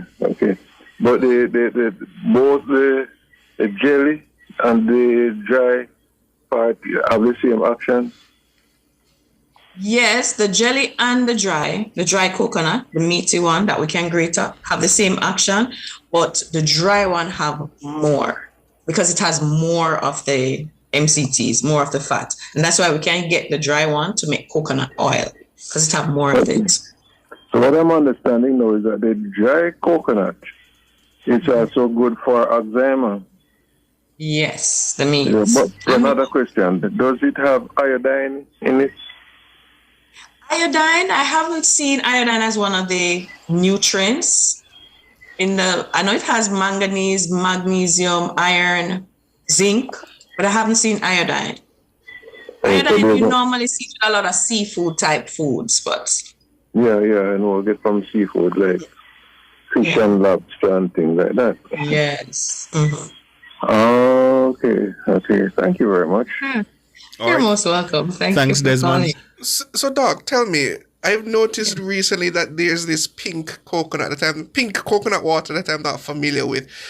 Is it differentiated from the regular coconut, or is it some kind of different process that creates that pink color? I should look that up because I don't know the pink coconut water at all. No. Oh, I always thought it was artificially colored. That's I was wondering.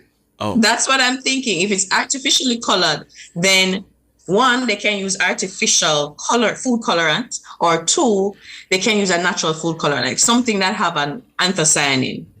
I haven't seen any variety so far that produce any anthocyanin to make the water pink, but I won't knock it yet because genetic engineering and, you can modify food now to get it how you want it. So... But the bottle says it's not art. The bottle says it's natural coconut water. So I've always wondered why it didn't get the pink color. There must be a reason why it's pink. Anthocyanin, then, that's the red pigments that would have in fruits that are red. And if you have a little bit, it makes food pink. So if it's natural, that variety is either it's made in the lab where you can actually get the anthocyanin, the coconut, to make that compound, and then you have a unique product. No, well, some people on the YouTube channel said the pink is actually natural. So I'm not sure. Yeah, so if it has the anthocyanin, then it will come out pink. But I have not seen it, so I'm just going to read on that too to see it and try find it and drink it, try it. But yeah. Derek. Nature has no colors. Yes, good night. Hello. Good night, Gary. Question for Doc. Doc, if you're a person who's trying to avoid sugar, how safe it is to drink coconut water if you're avoiding sugar? What harm coconut sugar, knowing that it's not a natural? It's okay. If you're avoiding all sugar, then coconut water have natural sugar. And natural sugar meaning glucose, right? Fructose, those sugars that nature makes. So if you're avoiding all sugar, it has it. So you don't drink it then, because that's what gives it its sweetness. However, if you're trying to avoid harmful sugar, then coconut water is a good option because it's natural sugars that's made in nature. Your body can break it down fast. And that's the glucose. That's the sugar that your body uses to breathe, to move, to think, and so on. So it would be a safe alternative. That's why it's good for diabetics. It's good for hypertension, metabolic disease, and so on. It's not processed sugar, like refined sugars. And and it doesn't go through any exorbitant breakdown in the body. It's just sugar that the body breaks down and is used to. All right, so it's a good it's a good food to have. But if you're avoiding all sugar, coconut water is sweet, so it will have some sugar, unless it's one of those with have high tannins. So, you have that tangy taste, then it has way less sugar when it tastes like that. All right. Okay, thanks, Doc. All right. You're welcome. 630-9371-246188255. We're taking your calls on Nature's Remedies for Dr. Denise Daly. We're discussing coconut, and Doc tells us it's nature's miracle. Yeah? Mm-hmm. Yeah. Carlene Smith is asking Doc to recommend a natural remedy for high blood pressure, not coconut, as we discussed earlier. Okay. High blood pressure, neem is good to help moderate or lower blood pressure rather. Good for blood sugar as well. So neem leaves, not the oil, but neem leaf tea. So get a tea bag, 1 cup, You can have that per day. Neem is very strong, so you would not have it with or near any medication. So that's one. Leaf of Life tea, or if you can get it and chew the leaf, that's a good option to help manage your blood pressure. They go hand in hand. I'm always seeing them separate together. So that's Leaf of Life. Moringa is also a very good tea to have on a regular basis. It's a superfood. Call it a superfood or all food as well. It has a lot of potassium, so it helps to keep that balance with blood sugar. If you have pepper elder, there are lots of plants that modulate or help to regulate the blood pressure. Pepper elder, vervain, whether it's a blue vervain or purple vervain, good with blood pressure as well.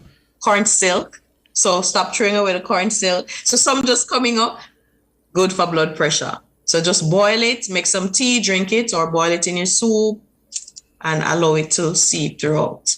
So there are quite a few plants that help with blood pressure lowering. All right. Well, full disclosure, Doc says when coconut water is exposed to air and light, these compounds oxidize, creating a pink or reddish-brown hue. This is a harmless process and indicates the presence of antioxidants, particularly polyp. Polyp. Okay, great. There you go.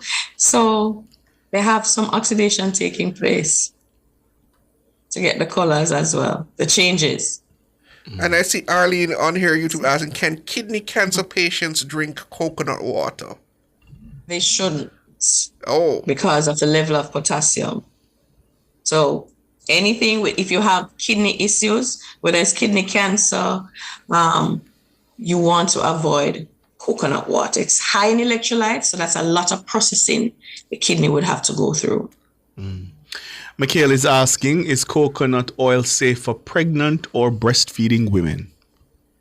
Yes, coconut oil is good for pregnancy and breastfeeding. It's safe as a food. You can have the flakes, the milk, the oil, all parts you can have for food. You can use it to cook or blend in your smoothies. It's a good option to have while pregnant or breastfeeding. And Frank White is asking, Doc, is it true that boiling mango leaf can lower the blood pressure? Yes, mango leaf is good for lowering blood pressure and excellent for blood sugar as well. It helps with cholesterol as well. So if you think of metabolic syndrome, those we call them the triple threats: high blood pressure, high blood sugar, high cholesterol. Mango and guava leaf are good teas that you can add to your routine to help maintain normal levels for these. Erica Barnett is saying that maybe you should do an entire show on high blood pressure as well as sugar levels. Yes, we did. So we'll do a part 2 again. We did early in the year. We did diabetes. We did hypertension, cholesterol. So yeah, we'll definitely do it again. And they're available on YouTube. Herman is asking, Ricardo, please ask Doc what is good for knee pain. Knee pain. Well, pain internally.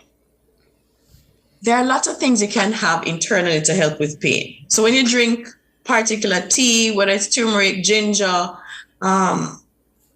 turmeric and ginger, you have, I'm drawing a blank here, but pepper elder is also good for pain.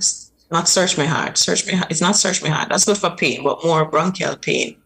When you drink some of these teas, it finds wherever the pain and inflammation is in the body and it helps relieve it. So that's good. Additionally, for the knee pain, what you want to do is also have something externally applied to the knee or to the area. So that's where poultices are important. So you'd crush the leaf. Let's say we're using, you can use psyllium husk, activated charcoal. Those help to pull swellings and inflammation from the joints or from the pain area. So you just mix those with some water and apply it to the knee, create a poultice. And those can help with pulling inflammation. Turmeric, having like a turmeric mask. So if you drink the tea and then you also add it externally by crushing the turmeric or making a turmeric powder mask, that also helps with inflammation. Cayenne or good old pepper, Scotch bonnet or so on. Externally, if you soak it in some oil, coconut oil, olive oil, and you use it to massage externally, while you're still having some herbal teas that help with pain, these things additionally help to soothe and heal the cells and help with pain management. Mikhail is asking, where did it go? Oh, Lord. Is coconut effective for treating parasites or worms? Coconut oil and the meat, because it comes from that, is very good as an antimicrobial. So that's a good question, because we also saw in research over 50 different types of microbes, whether it's a fungus, a bacteria.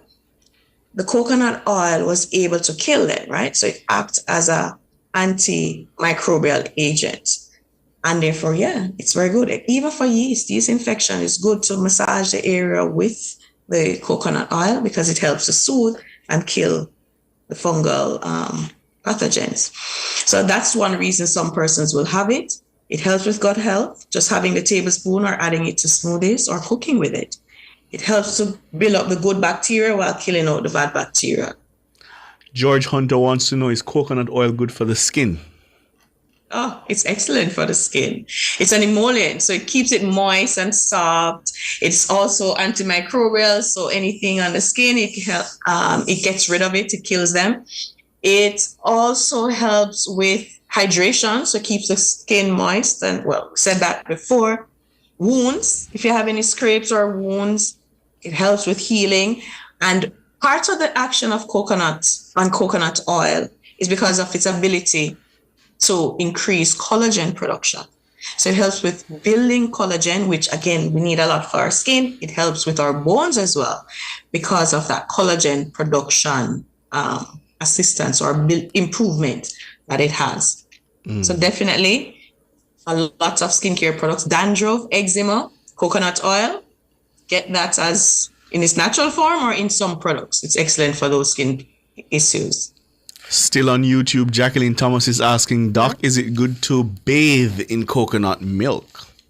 Oh, yeah, well, the queens usually bathe in coconut milk and different types of milk because, again, the properties of oil itself that's in it and the minerals that it provides. So if we can afford to, definitely, because you get that similar coconut oil effect on the skin. I see Dolores Smith asking, Doctor, what is good for low blood pressure this time? To lower blood pressure? No, not to lower it. What is good for those with low blood pressure? The first remedy I always say is salt. So with low blood pressure, it would mean that you look at your diet, look at your meal planning, and you increase the amount of sodium that's in your meals. Foods that are high in sodium, for example, would be like seaweed. Those are good options, along with salty fish. So fish from sea, not freshwater fish. Those are good options. There are some plants that help to regulate. So if it's too low, it will allow the pressure to increase. And those plants are called adaptogens. For example, stinging nettle is an adaptogen. Ashwagandha herb, that's an adaptogen. Arrowroot, that's an adaptogen. Moringa is also a mild one as well. So those things help to increase the blood pressure, right? So Leaf of Life is also good. You just add a little salt to it, chew it, or you can crush it together in a cheesecloth or in a mortar and have like a tablespoon of that, and it helps. And seaweed, Irish moss, these help with increasing the blood pressure. All right, Doc. Hey. Thanks much for the coconut knowledge. Oh, you're most welcome. Always a pleasure. At least Mr. Brooks here now understands that the coconut milk in the rice and peas is the same coconut that I'm drinking. Yeah, no, that's crazy. Yes. Same one. Just let it grow a little bit more or dry a little further. All right, Dr. Denise Daly there with Nature's Remedies. Thank you so much, Doc. You're welcome. Have a good evening. Say that again, Dana.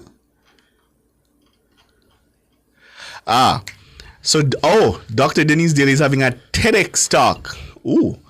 On Saturday, August 9. Yeah? Yeah. Okay. That's next week. All right. What are you talking about? Well, for that one, we're talking about workplace wellness and self-care in the workplace and how employers can help their employees feel better as naturally as possible. And at the end of the day, they see increase in their return, the ROI. So it's an investment in wellness, is an investment in your company. Okay. So I'll be releasing all the strategies that we can use as naturally as possible. All right. And a note here, Nature's Remedies will also be going on a break starting next week and will resume in mid-September.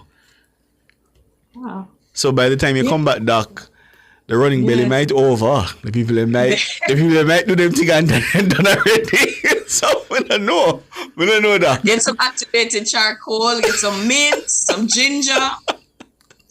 Yeah, and shoot an email if you need additional help. All right, Doc. I'll keep you on speed dial. Dr. Denise Daly. Yes. Thank you so much. You're most welcome. Have a good night. Yeah, man. So, Siobhan, I see a lot of activity going on online with the labor rights, and I gather something big is coming tomorrow. Oh? Yes, I see a lot of activity. Yes, let me leave it at that. I suspect that my sources are hinting that something big is coming tomorrow.